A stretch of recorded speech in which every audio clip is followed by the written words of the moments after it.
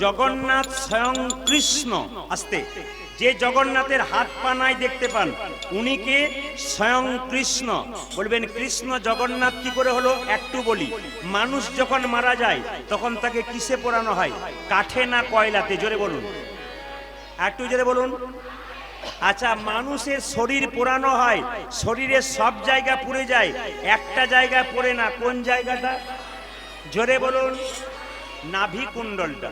আচ্ছা মায়েরা, কৃষ্ণ 125 বছর বয়সে লীলা সম্বরণ করেছিল। কেন? জরা ব্যাধের হাতে। প্রশ্ন করবেন, জরা ব্যাধটাকে রামচন্দ্র তেতা যুগে বালিকে অন্যায়ভাবে হত্যা করেছিল। বালি পুত্র অঙ্গদ কেঁদে কেঁদে বলেছিল, প্রভু আমার পিতা যেমন তোমাকে সাহায্য করেছে আমি সেরকম করব, তবে তুমি যখন 14 বছর পর থেকে বনবাস থেকে ফিরে আসবে তোমার কাছে যা চাইবো তুমি দেবে তো? বলে নিশ্চয়ই দেব। বলে কি চাইবে তুমি? যা চাইবে তাই দেবো। রাজত্ব চাইবে? আমার লোভ নাই, সব দিয়ে দেবো। রামচন্দ্র 14 বছর পর বনবাস থেকে ফিরে এলো, সবাইকে সবকিছু দিল। অঙ্গদ চিৎকার করে বলে উঠলো, বালিপুত্র অঙ্গদ এবার আমায় দাও কি? পিতৃহত্যার প্রতিশোধ। লক্ষণ বলো শুকার, তুই কাকে কি বলছিস? তোর সাহস কম কম নয়? রামচন্দ্র বলল, দাঁড়াও লক্ষণ, রেগে যেও না। অঙ্গদ ঠিক চেয়েছি, অন্যায়ভাবে বাবাকে মেরেছি, শাস্তি চেয়েছে। কি চাও তুমি? তোমাকে আমি পিতৃহত্যার প্রতিশোধ চাই। কথা দিলাম অঙ্গদ, আগামী দা পরে আমি কৃষ্ণ হব, তুমি হবে জরা ব্যাধ, একদিন তোমার হাতে আমি প্রাণ বিসর্জন দেব। বাবা লক্ষ্য করুন, কৃষ্ণ 125 বছর বয়সে যখন দেহত্যাগ করলো তখন তার দেহটাকে চন্দন কাঠ দিয়ে পোড়ানো হলো। কি কাঠ দিয়ে? যেটা বলুন, চন্দন কাঠ দিয়ে। এইবার ভালো করে শুনবেন তত্ত্বটা। মানে জগন্নাথের জন্মটা কিভাবে হলো, জগন্নাথ এলেন কিভাবে, কৃষ্ণ জগন্নাথ কৃষ্ণ রূপে ছিলেন, তিনি জগন্নাথ হলেন কি করে? লক্ষ্য করুন, বললো তার দেহটা গোটায় পোড়ানো হলো চন্দন কাঠ দিয়ে, গোটা শরীরটা পুড়ে গেল, ওই জায়গাটা পড়লো না। কোনটা? নাভি কুণ্ডলটা। ওটা কি করলো? সেখানকার ভক্তরা একটা সোনার পাত্রে ভরে গঙ্গা জল দিয়ে গোবিন্দের শরীরে ছাই দিয়ে ওটাকে সমুদ্রে, দ্বারকার সমুদ্রে ভাসিয়ে দিল। আর ভাসতে ভাসতে ওটা লাগলো পুরীর জগন্নাথের মন্দিরের কাছে।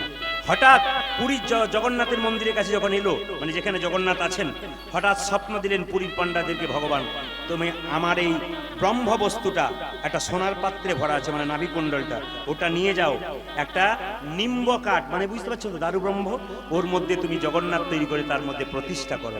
আপনারা যারা জগন্নাথ মন্দিরে গেছেন তারা শিখতে পারবেন, তারা জানতে পারবেন যে জগন্নাথের কলেবর তৈরি হয় 12 বছর পর পর পরিবর্তন হয়।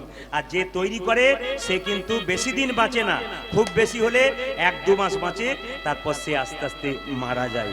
তবু কিন্তু তারা এটা করতে থাকে। আচ্ছা মায়েরা, গলায় কাপড় কখন নেন? বৈষ্ণবরা দেখবেন গলায় একটা উন্নি নেয়। গলায় কাপড় কখন নেন? আমার দিকে তাকাবেন। যখন বাবার শ্রাদ্ধ হয়, তখন যখন ভোজ হয়, যে ছেলের বাবার শ্রাদ্ধ হয় সে গলায় গামছা দিয়ে কাপড় দিয়ে কি বলে? সেবা ঠিক হচ্ছে তো? আপনাদের দিকে বলে নাকি সেবা ঠিক? তার মানে কি বিনয়ী ভাব। খাবার যদি রান্না খারাপ হয় কি বলবেন? না না ভালো হয়েছে। কেন? বিনয়ী ভাব। আপনি যখন ভগবানের মন্দিরে প্রদীপ জ্বালাবেন তখন আপনার গলায় কাপড়টা থাকবে কেন? বিনয়ী ভাব। আপনি যখন মন্দিরে যাবেন দাদা ভাইরা প্যান্ট শার্ট পরে যান, গলায় একটা চাদর নিয়ে যান, কেন? ওইটা নিয়ে গেলে আপনার বিনয়ী। তবে সবচাইতে দুঃখের ব্যাপার কি জানেন? চলে গেল, শাসন করলো ইংরেজরা আমাদের দেশটাকে, সবকিছু নিয়ে গেল, ফেলে গেল তাদের লেজটাকে। আমরা এখন আর ধুতি পাঞ্জাবি পরি না, ওরা আমাদের প্যান্ট পরা শিখিয়েছে, আমরা প্যান্ট পরলাম। আবার যদি প্যান্ট পরি ভদ্রলোকের মতো হয় তাও পারা যায়। এখনকার ছেলেরা আবার এমন প্যান্ট পরে, জিন্সের প্যান্ট তার 25 জায়গা ফাটা থাকে।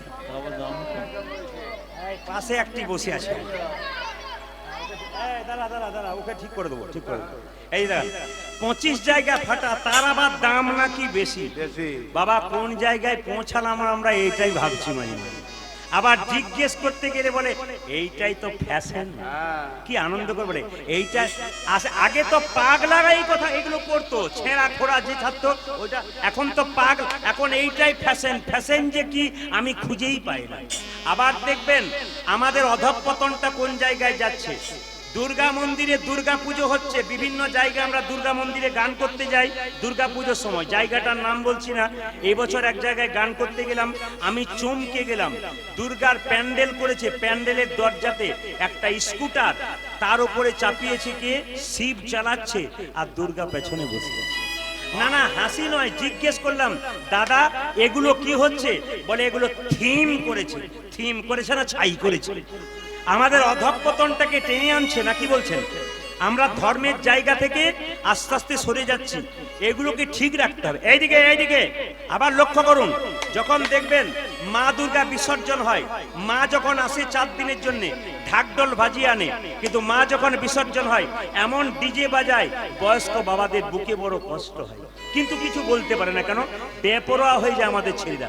যদি তার বাবাকে বলা হয় আপনার ছেলে এত জোরে ডিজে বাজাচ্ছে, তখন তার বাবা বলে 4 দিন আনন্দ করবে না, 4 দিন আনন্দ করবে না। না, আনন্দ করতে গিয়ে যে ওটা নিরানন্দের সাগরে পৌঁছাচ্ছে, এই দিকটা আমরা নজর রাখছি না। এগুলোকে ঠিক রাখবেন, তবে কীর্তন শোনা সার্থক হবে। মুকুন্দ সরকারের স্ত্রী কি করলো মায়েরা? এই আমাদের কি নাম বললাম, কৃষ্ণ মণ্ডলের স্ত্রী কি করলো? দুরিকা দেবী সঙ্গে সঙ্গে কৃষ্ণ মণ্ডলের পাটা ধুইয়ে দিল, আর পাটা ধুইয়ে দিল, কৃষ্ণ মণ্ডল আশীর্বাদ করলো। আপনাদের একটা কথা বলি, সবাই তো তীর্থস্থানে যেতে পারেন না। কারো টাকা আছে তবু যেতে পারেন না, সময় নাই। কারো আবার টাকা নাই, যেতে পারেন না। শাস্ত্র বলল আপনি তীর্থস্থানে যেতে পারলেন না, কিন্তু তীর্থের ফল বাড়িতে বসেই লাভ করবেন। কি করবেন? যদি সবচাইতে বড় উপবাস একাদশী করতে পারেন, তবে সর্ব তীর্থের ফল আপনার লাভ হয়ে যাবে। সর্ব তীর্থের ফল আপনার একাদশীতে লাভ হয়ে যাবে। একটু একাদশীর তত্ত্বটা আমি আপনাদের বলে দিই। একাদশী ছেলে না মেয়ে? জোরে বলুন। হ্যাঁ না, ছেলে। ছেলে ছেলে ছেলে নাকি? ও মেয়ে, যাক। আচ্ছা মায়েরা, একাদশীর জন্ম কোথা থেকে জেনে নিন। একজন দৈত্য ছিল, ভগবান বিষ্ণুর সঙ্গে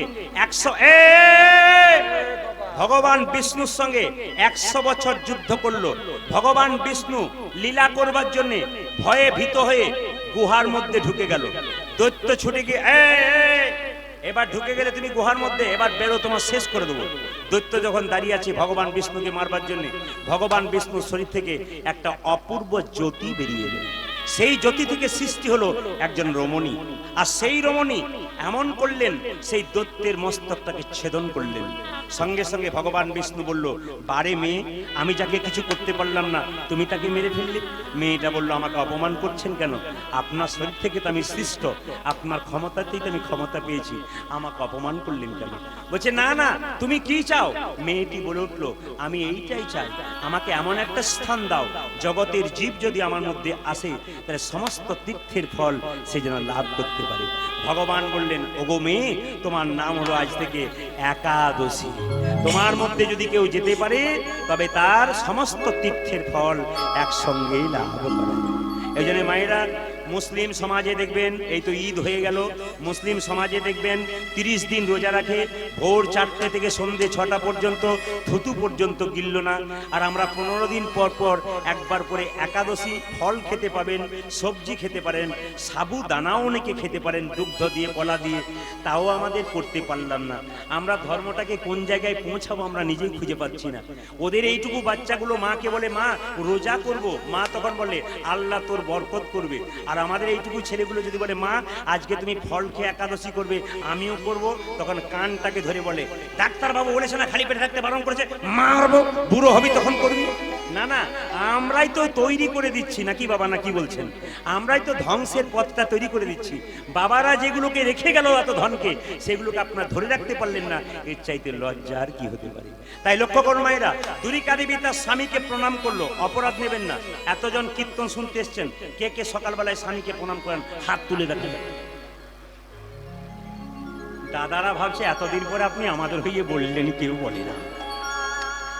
2-4 জন হাত তুলেছে, আবার পেছন দিকে তাকাচ্ছে যে আমাদের পাড়া থেকে যে এসছে তুলেছে কিনা। ও মায়েরা, সকালবেলায় ঘুম থেকে উঠে স্বামীকে প্রণাম করতে হয়। কারা কারা করেন? এ হরিবাসরে সত্যি কথা বলতে হবে, যে তুলবেন তাহলে কিন্তু অপরাধ আছে, তো করেন আপনারা?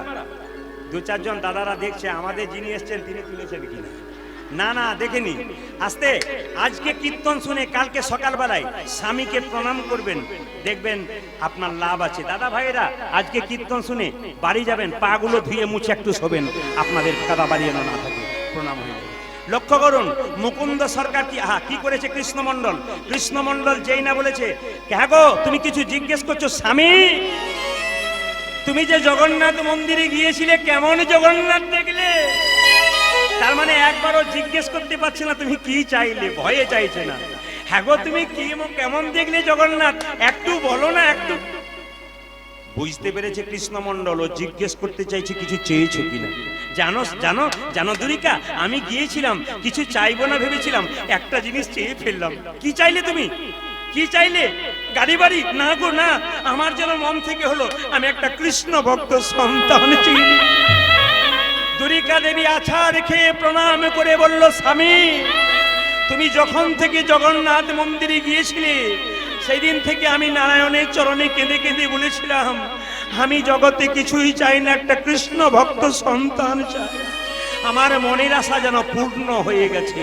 সবাই লক্ষ্য করুন মায়েরা, দুরিকা দেবীর গর্ভে সন্তান এলো, আর সন্তান আসার সঙ্গে সঙ্গে দুরিকা দেবী প্রত্যেক দিন তুলসী পত্র দিয়ে গোবিন্দের সেবা করেন।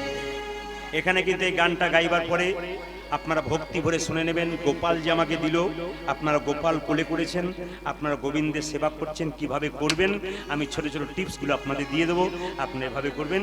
দুরিকা দেবী কি করছে, পেটে বাচ্চা চলে এলো, আর কৃষ্ণমন্ডল বলল তুমি আজ থেকে কৃষ্ণ ভজন করো। আজকে আপনাদের শিখিয়ে দিয়ে যাব এই তত্ত্বগুলো, কাল থেকে ব্যবহার করবেন, জীবন সুন্দর হবে।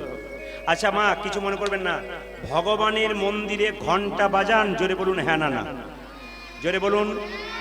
আচ্ছা কাল থেকে যে ঘন্টাটা কিনবেন, ঘন্টা কেন বাজাবেন তত্ত্ব বেরোবে। ঘন্টা কেন বাজাবেন, ঘন্টা কপকার, কিরকম ঘন্টা বাজানো উচিত, একটা একটা করে শুনবেন, জীবন ধন্য হবে। শাস্ত্রের কথা প্রত্যেকটা, যে যেখানে আছেন কান দিয়ে শুনে যাবেন, জীবনে ব্যবহার করবেন, জীবন সুন্দর হবে। বলছে ঘন্টা দুরকম, একটা ঘন্টি একটা ঘন্টা, একটা পুরুষ একটা স্ত্রী। হরে কৃষ্ণ। আপনার বাড়িতে কাউকে জাগাবেন তখন দরজায় টোকা দেবেন না, জোরে বলুন হ্যাঁ না না। তাহলে ভগবানকে যখন প্রসাদ দেবেন তখন ঘন্টা বাজাবেন, ভগবানকে যখন জাগাবেন তখন ঘন্টা বাজাবেন। যেমন দরজাতে ঢোকবার আগে বলেন না may I come in sir, আমি কি ঢুকতে পারি, আমি কি আসতে পারি, আপনারা বলেন না। তাহলে ঘন্টা কেন বাজানো হয়, ঘন্টা বলে দিই, ঘন্টা বাজানো হয় ভগবানকে জাগানো হয়। দেখবেন ব্রাহ্মণরা যখন দরজা খোলে, দরজা খোলার সময় দেখবেন তিনবার এটা করে, কেন বলুন তো, আস্তে এটা কেন করে বলুন তো। ভগবান কি অবস্থায় আছে একটু ইশারা দিয়ে দরজা খুলতে হয়। যে বাড়িতে শুয়ে থাকে তার বাড়িতে হট করে ঢুকতে নাই, কেন, ইশারা করে আমি আগে আসতে পারি, কিংবা দরজায় ধাক্কা দেওয়ার পর সে যখন জেগে যাবে, আচ্ছা আচ্ছা দাঁড়াও দাঁড়াও দরজা খুলছে। ঘন্টা কেন বাজায়, ঘন্টা বাজায় জাগানোর জন্য, প্রসাদ দেওয়ার জন্য। ঘন্টা তিন রকম হয়, ভালো করে শুনবেন। যে ঘন্টাতে গরুর পাখির ছবি থাকবে, ভালো করে শুনবেন কথাগুলো, যে ঘন্টা একবার মন দিয়ে শুনবেন, আপনাদের জীবনে কাজে লেগে যাবে। যা আপনারা শোনেন নাই তা শুনবেন, যা জীবনে ব্যবহার করেন নাই তাই করবেন। দোকান থেকে ঘন্টা কিনবেন, তিন রকমের ঘন্টা আছে। একরকম ঘন্টা হচ্ছে পুরুষ ঘন্টা, একটা ঘন্টি মানে ছোট ঘন্টি যেটা হাতে টিং টিং করে বাজানো, আর যেটা ঝোলানো থাকে বড় করে ওটার নাম ঘন্টা। একটা পুরুষ একটা স্ত্রী, স্ত্রী হলো কোনটা, ঘন্টি, ঘন্টি যেটা হাতে বাজাচ্ছেন, আর ঘন্টা কোনটা, যেটা ঝুলছে। ওই ঘন্টাটা কিরকম কিনবেন, যে ঘন্টাতে গরুর পাখির ছবি থাকবে, ভগবানের বাহন গরু, এই গরুর পাখির ছবি থাকবে, এই ঘন্টা যদি কিনতে পারেন লাভ আপনার 100% আছে। যে ঘন্টাতে শেষ নাগ সাপের ছবি আছে, অনন্ত নাগ, সেই ঘন্টা আপনি কিনতে পারেন। আর যে ঘন্টাতে ময়ূরের ছবি আছে, ময়ূর, সেই ঘন্টা আপনি কিনতে পারেন। এরকম ঘন্টা কিনবার চেষ্টা করবেন না, প্লেন কিছু নেই এই ঘন্টা কিনবেন না।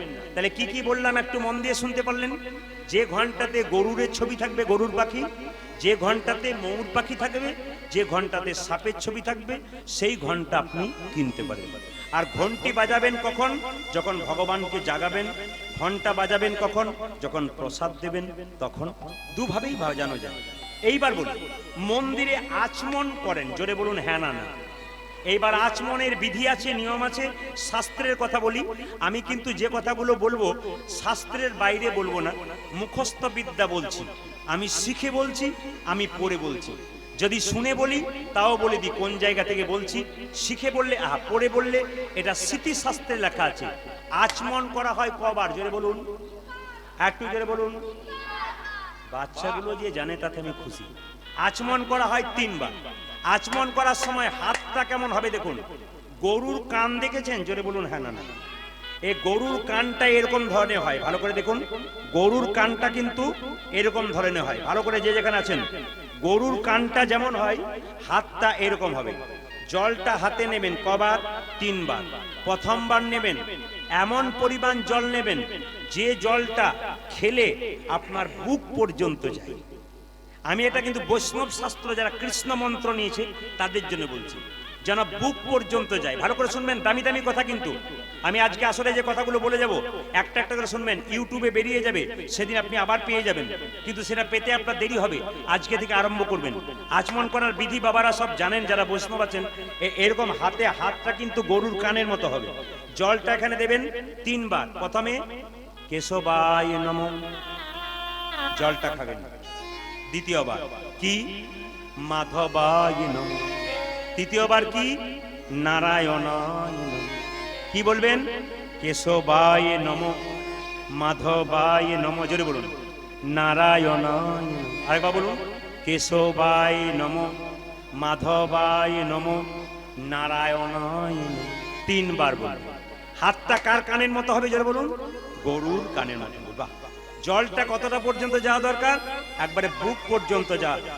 বাচ্চাগুলো তো সব শিখে নিয়েছে, এদের মুখস্থ আগে হয়ে গেছে। তো গরুর কানের মতো হবে, বুক পর্যন্ত যাবে। আচ্ছা, আচমনের বিধি আপনাদের সবাইকে শিখিয়ে দিলাম। তবে একটা কথা বলে রাখি, আপনারা যখন মন্দির পরিষ্কার পরিচ্ছন্ন করবেন তখন মাথায় রাখবেন, সকালবেলায় ঘুম থেকে উঠে মন্দির পরিষ্কার করবেন, মন্দিরে ঝাঁট দেবেন। ভগবানের সেবা 3 রকম হয়। শাস্ত্র বলল, একটা তনুজা, একটা বিত্তজা, একটা মনসা। তনুজা মানে কি মা? দেহ দিয়ে গোবিন্দ সেবা। আপনার স্বামীর টাকা নাই, অভাব আছে, অসুবিধা নেই, দেহ দিয়ে গোবিন্দ সেবা করুন। কি করবেন? একটু মন্দিরে ঝাঁট দিয়ে দিন, একটু গোবর জল গুলে ওই জায়গাটা পরিষ্কার করে দিন। দেহ দিয়ে সেবা করা। যে দেহ দিয়ে গোবিন্দ সেবা করবেন, এই দেহ তো আপনার শক্ত পাথরের মতো থাকবে। আর দ্বিতীয় হচ্ছে একটা তনুজ, একটা বিত্তজা। যেমন আমাদের দাদা ভাইরা সব ব্যবসা করে, চাকরি করে, সময় নাই, তারা ভগবান ভজনা করতে পারে না। বিত্তজা, টাকা দিয়ে গোবিন্দ সেবা করো। 100 টাকা রোজগার করেছো, 10 টাকার বাতাসে দাও। 1 লাখ টাকা রোজগার করেছো, 10,000 টাকা মন্দিরে যাও। যেমন মুসলমানদের দেখবেন নিয়ম আছে, যদি কোনো গরিব মুসলিমের 4 টিন ধান হয়, 1 টিন ধান মসজিদে দেবে, ওটাকে জাকাত বলা হয়। যতই গরিব হোক ওরা দেবেই, ওরা জানে। কিন্তু আমাদের 10 লাখ টাকা রোজগার করে, 100 টাকা রোজগার করে 10 টাকা মন্দিরে দেয় না কেন বলুন তো? 25 টাকা সিগারেট খেয়ে নেয়, তবু 5 টাকা মন্দিরে দেওয়ার মন থাকে। আমরা কোন জায়গায় পৌঁছাচ্ছি একটা। আর মনসা মানে কি? মানে মন দিয়ে গোবিন্দকে ভজনা করা।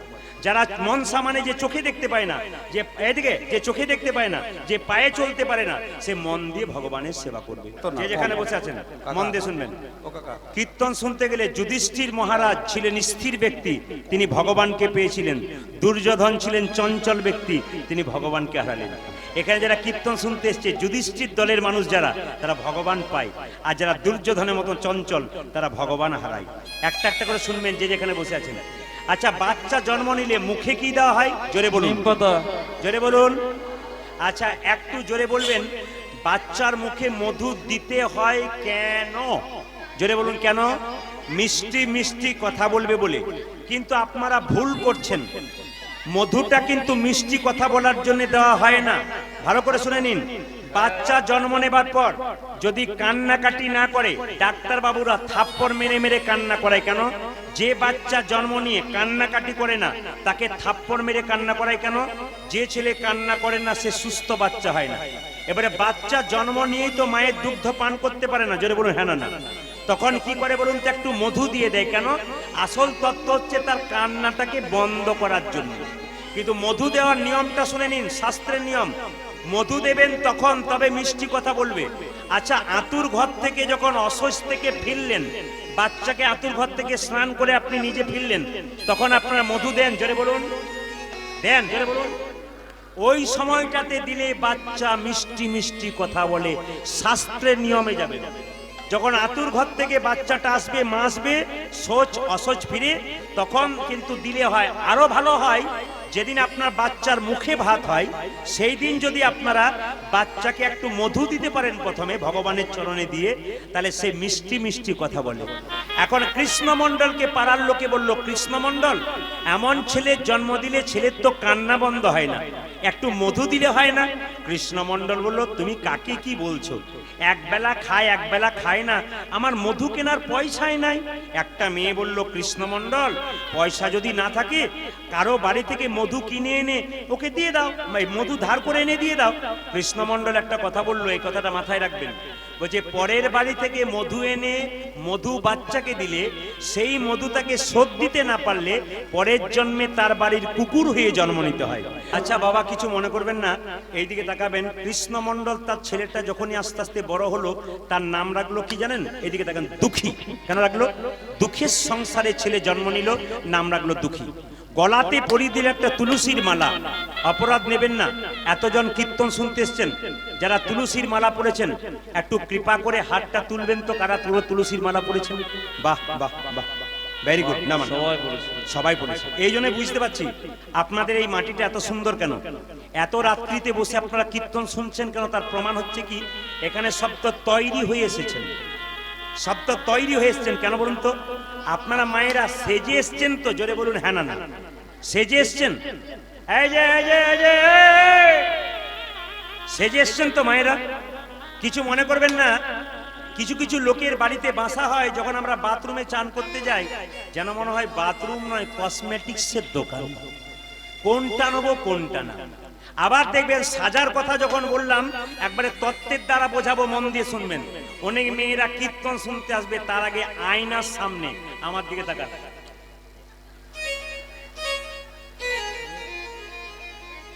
আবার দেখবেন কালো রঙে বার্নিশ করছে।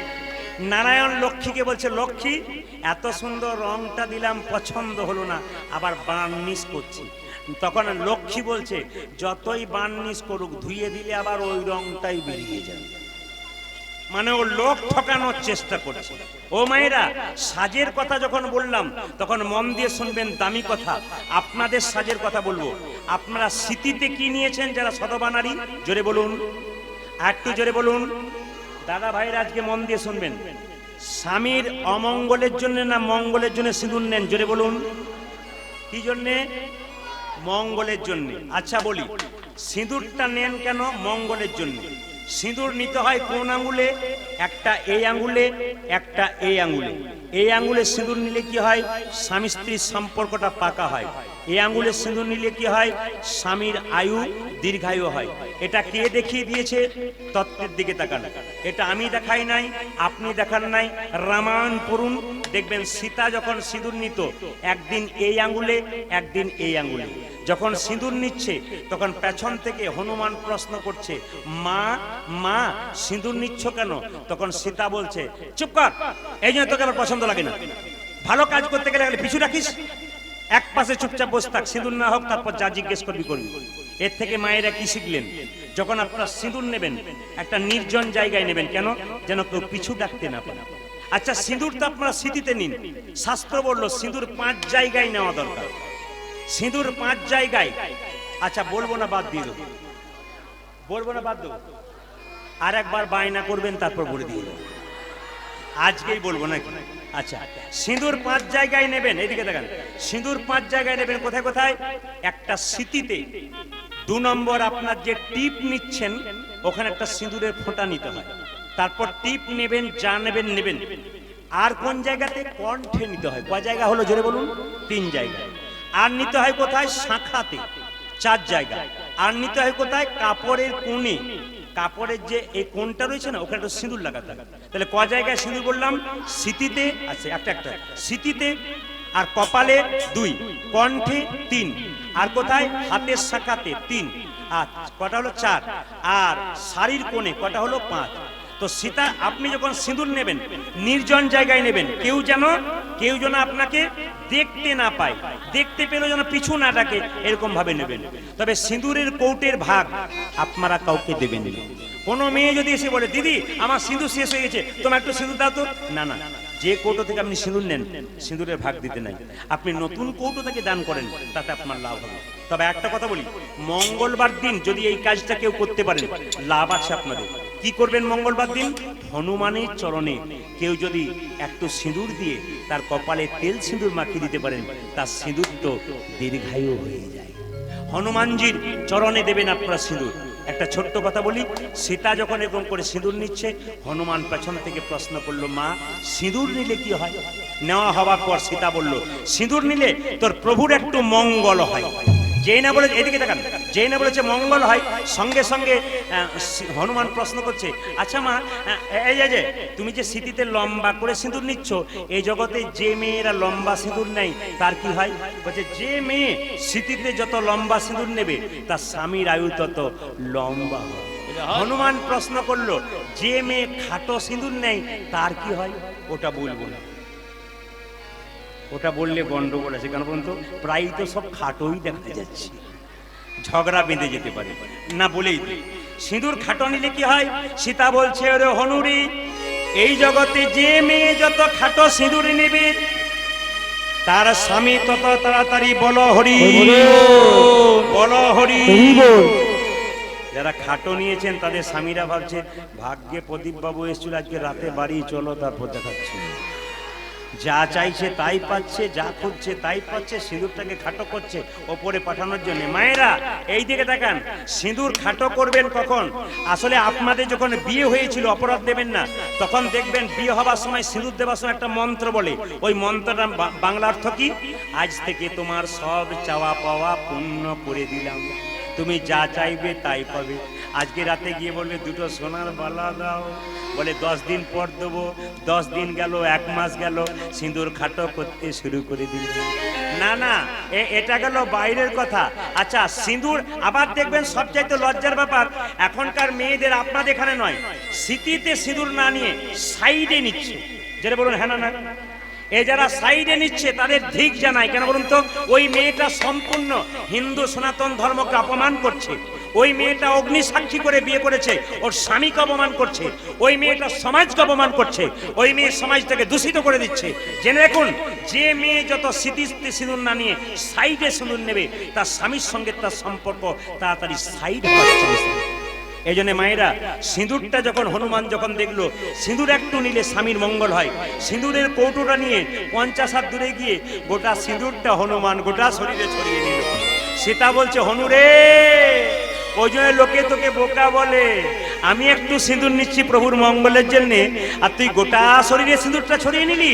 হনুমান বলছে, মা, স্মৃতিতে একটু সিঁদুর নিলে যদি প্রভুর একটু মঙ্গল হয়, তবে গোটা শরীরে সিঁদুর ছড়িয়ে নিলে প্রভুর আমার কত না মঙ্গল হয়। আসুন, লোকে শুধুই বলে না, আমরা যত না শুনি আমার বাচ্চাটা আপনার কীর্তন বেশি শুনি। তার প্রমাণ দেখুন, দুটো কেমন পার্টি উঠেছে, দেখেছেন তো? ওদের উঠতে বলেছি আমি বলেছি, তার মানে বুঝুন তো কেমন ভেতরে ঢুকে গেছে। আপনার অবাক হবেন, আমি এক জায়গায় গান করতে গেছি, বলছি, প্রদীপ বাবু আপনি সকালে 1/2 ঘন্টা দাঁড়ান, একটু দরকার আছে। বলে কিরকম? 1 ঘন্টা দাঁড়ান। 1/2 ঘন্টা পর টোটোতে করে একটা ছেলে নিয়ে এলো, এই দেখুন, না না একবারে বিকলাঙ্গ, সেই ছেলেটা কথা বলতে পারে না, লাল পড়ছে। ওর মা বাবা জিজ্ঞেস করছে, এটাকে, মানে বুঝতে পারছেন? বলছে, আপনার গানটা চলতে যদি বন্ধ করে দিই না, ও তখন লটা করে দেবে, যা খুশি তাই ভেঙে দেবে, ঘোরাঘুরি করে সব ভেঙে দেবে। যখন বন্ধ করে দেবো, আবার চালু করে দেবো, আবার ঠিক হয়ে যাবে। তার মানে কি বলুন তো, সবার ভেতরে ঢুকছে, ওই বাচ্চাগুলোর ভেতরে ঢুকেছে বলে ওদের তো আমি দাঁড়াতে বলি নাই, ওদের নাচতে বলি। কেন বলতো, ভগবানের প্রতি প্রেম যদি জেগে যায়, কাউকে নাচতে বলতে হয় না, নিজেই সে নাচতে শুরু করে। যেটা বলুন, বলিয়ে শ্রী রামচন্দ্র ভগবান কি জয়, बोलिए श्री रामचंद्र भगवान की जय, बोलिए तुलसी महारानी की जय, बोलिए पवन पुत्र हनुमान की जय, बोलिए श्री भगवान विष्णु की जय, बोलिए श्री भगवान श्री कृष्ण की, बोलिए श्री महाप्रभु की जय, राधा रानी ठाकुरानी की। वाह, এবার লক্ষ্য করুন, ছেলেটার নাম হলো দুঃখী। সেই ছোট্ট দুঃখী আস্তে আস্তে বড় হলো, আর ছোট্ট দুঃখী কীর্তন গাইতে লাগলো মায়ের। তবে একটা কথা আপনাদের বলে রাখি, আস্তে, পেটের মধ্যে বাচ্চা থাকলে 3টে নিয়ম পালন করলে কৃষ্ণ ভক্ত সন্তান জন্ম নেওয়া যায়। একটু অনুকূল ঠাকুরের যারা শিষ্য আছেন একটু হাত তুলবেন, যারা অনুকূল ঠাকুরের শিষ্য আছেন। বাহ, অনুকূল ঠাকুরের শিষ্য যারা আছেন, যারা অনুকূল ঠাকুরজির বই পড়েছেন, তারা শুনে নিন সবাই মিলে। যে পেটে বাচ্চা থাকলে 3টে নিয়ম পালন করতে হয়। প্রথম নিয়ম কি? তাকে শ্রীমদ্ ভাগবত গীতার 2-4 লাইন পড়তে হয়। দ্বিতীয় নিয়ম কি? তাকে মন্দিরে বসে প্রত্যেক দিন ভগবানের কাছে প্রার্থনা করতে হয় যেন কৃষ্ণ ভক্ত সন্তানের মা হতে পারি। আর তৃতীয়টা কি? এদিকে তৃতীয়টা কি? সে যেন প্রতিদিন তুলসী গাছে 1 ঘটি করে জল দিতে পারে এবং পরিক্রমা করতে পারে, তার লাভ আছে। তবে একটা কথা বলে কি, আপনারা তুলসী মন্দির পরিক্রমা করবেন কবার? জোরে বলুন, একটু জোরে বলুন। আমি আঙ্গুলে দেখি 4 বার। আচ্ছা, দেবতাদের পরিক্রমা করবেন কবার? দেবতাদের, এইবার তো জানবার বিষয় আছে, দেবতাদের পরিক্রমা করবেন কবার? কীর্তন শুনতে আসা শুধু এই নয়, দেবতাদের পরিক্রমা করবেন কবার? দেবতাদের পরিক্রমা করবেন 3 বার। কি গণেশ বলুন কি অন্যান্য, কিন্তু শিবের পরিক্রমা করবেন কবার? অর্ধেক বার, হাফ বার। কেমন অর্ধেক বার? অর্ধেক বার কি করে হয় অনেকে বলে, আচ্ছা বাবা একটু বুঝিয়ে দাও অর্ধেক বার কি করে হয়। ধরুন শিবলিঙ্গ এটা, আচ্ছা জল যখন ঢালছেন জলটা যেদিকে বের হচ্ছে দেখেছেন তো, আচ্ছা আপনি ঘুরতে ঘুরতে ওই পর্যন্ত গেলেন, আবার ওইখান থেকে আবার ওই পর্যন্ত গেলেন, কিন্তু ওটা পার হলেন না, ওটার অর্ধেক বার। যেমন ধরুন এটা শিবলিঙ্গ, এটা শিবলিঙ্গ, এখানে জলটা আছে, আপনি ঘুরতে ঘুরতে এই পর্যন্ত এলেন, আবার এখান থেকে ঘুরে ওই দিকে গেলেন, পার হয়ে গেলেন না, তাহলে কিন্তু জল পার হতে নাই। শিবলিঙ্গ থেকে যে জলটা যায় ওটা পার হতে নাই, ডিঙ্গোতে নাই, অপরাধ হয়। তাহলে দেবতাদের পরিক্রমা কবার হবে জোরে বলুন? 3 বার। আর শিবের পরিক্রমা কবার হবে? অর্ধেক বার। হ্যাঁ, আর দেব দেবীদের পরিক্রমা কবার হবে? 1 বার। কালী বলুন, দুর্গা বলুন, সরস্বতী বলুন, লক্ষ্মী বলুন, সকলে পরিক্রমা হয় কবার? 1 বার। আমি কিন্তু গুনিয়ে নেব। এবার বলি ভগবান সূর্যদেবের পরিক্রমা কবার হবে? সূর্য দেবতাকে পরিক্রমা করবেন, এখানে দাঁড়িয়ে দাঁড়িয়ে কবার করবেন? 7 বার করবেন। তাহলে আমি এক এক করে জিজ্ঞেস করি, তুলসী মন্দিরে কবার করবেন জোরে বলুন? 4 বার। দেবতাদের পরিক্রমা কবার করবেন? 3 বার। আচ্ছা দেবীদের পরিক্রমা কবার করবেন? 1 বার। শিবের পরিক্রমা কবার করবেন? হাফ বার। আর সূর্যদেবের পরিক্রমা কবার করবেন? 7 বার করবেন। এই যে জিনিসগুলো আপনারা শিখে যাচ্ছেন, খুব আপনাদের লাভ হবে। ছোট্ট ছেলে দুঃখী যখন আস্তে আস্তে বড় হলো, তার বাবা শিখিয়ে দিল, বাবা তোর একমাত্র জীবনের উদ্দেশ্য কৃষ্ণ চরণ লাভ করার জন্য। ছোট্ট দুঃখী যখন দেখলো কৃষ্ণচরণ লাভ করতে গেলে বৃন্দাবনে যেতে হবে, নবদ্বীপে যেতে হবে, একদিন তার বাবা যখন মা যখন ঘুমাচ্ছে ভোর রাত্রিতে বাবা মাকে প্রণাম করে 5 বছর বয়সে দুঃখী বলছে, বাবা মা কৃষ্ণচরণ যদি জীবনের একমাত্র উদ্দেশ্য, তোমাদের প্রণাম করে আমি বেরিয়ে গেলাম, আমি চলে যাই, আমি চলে যাব।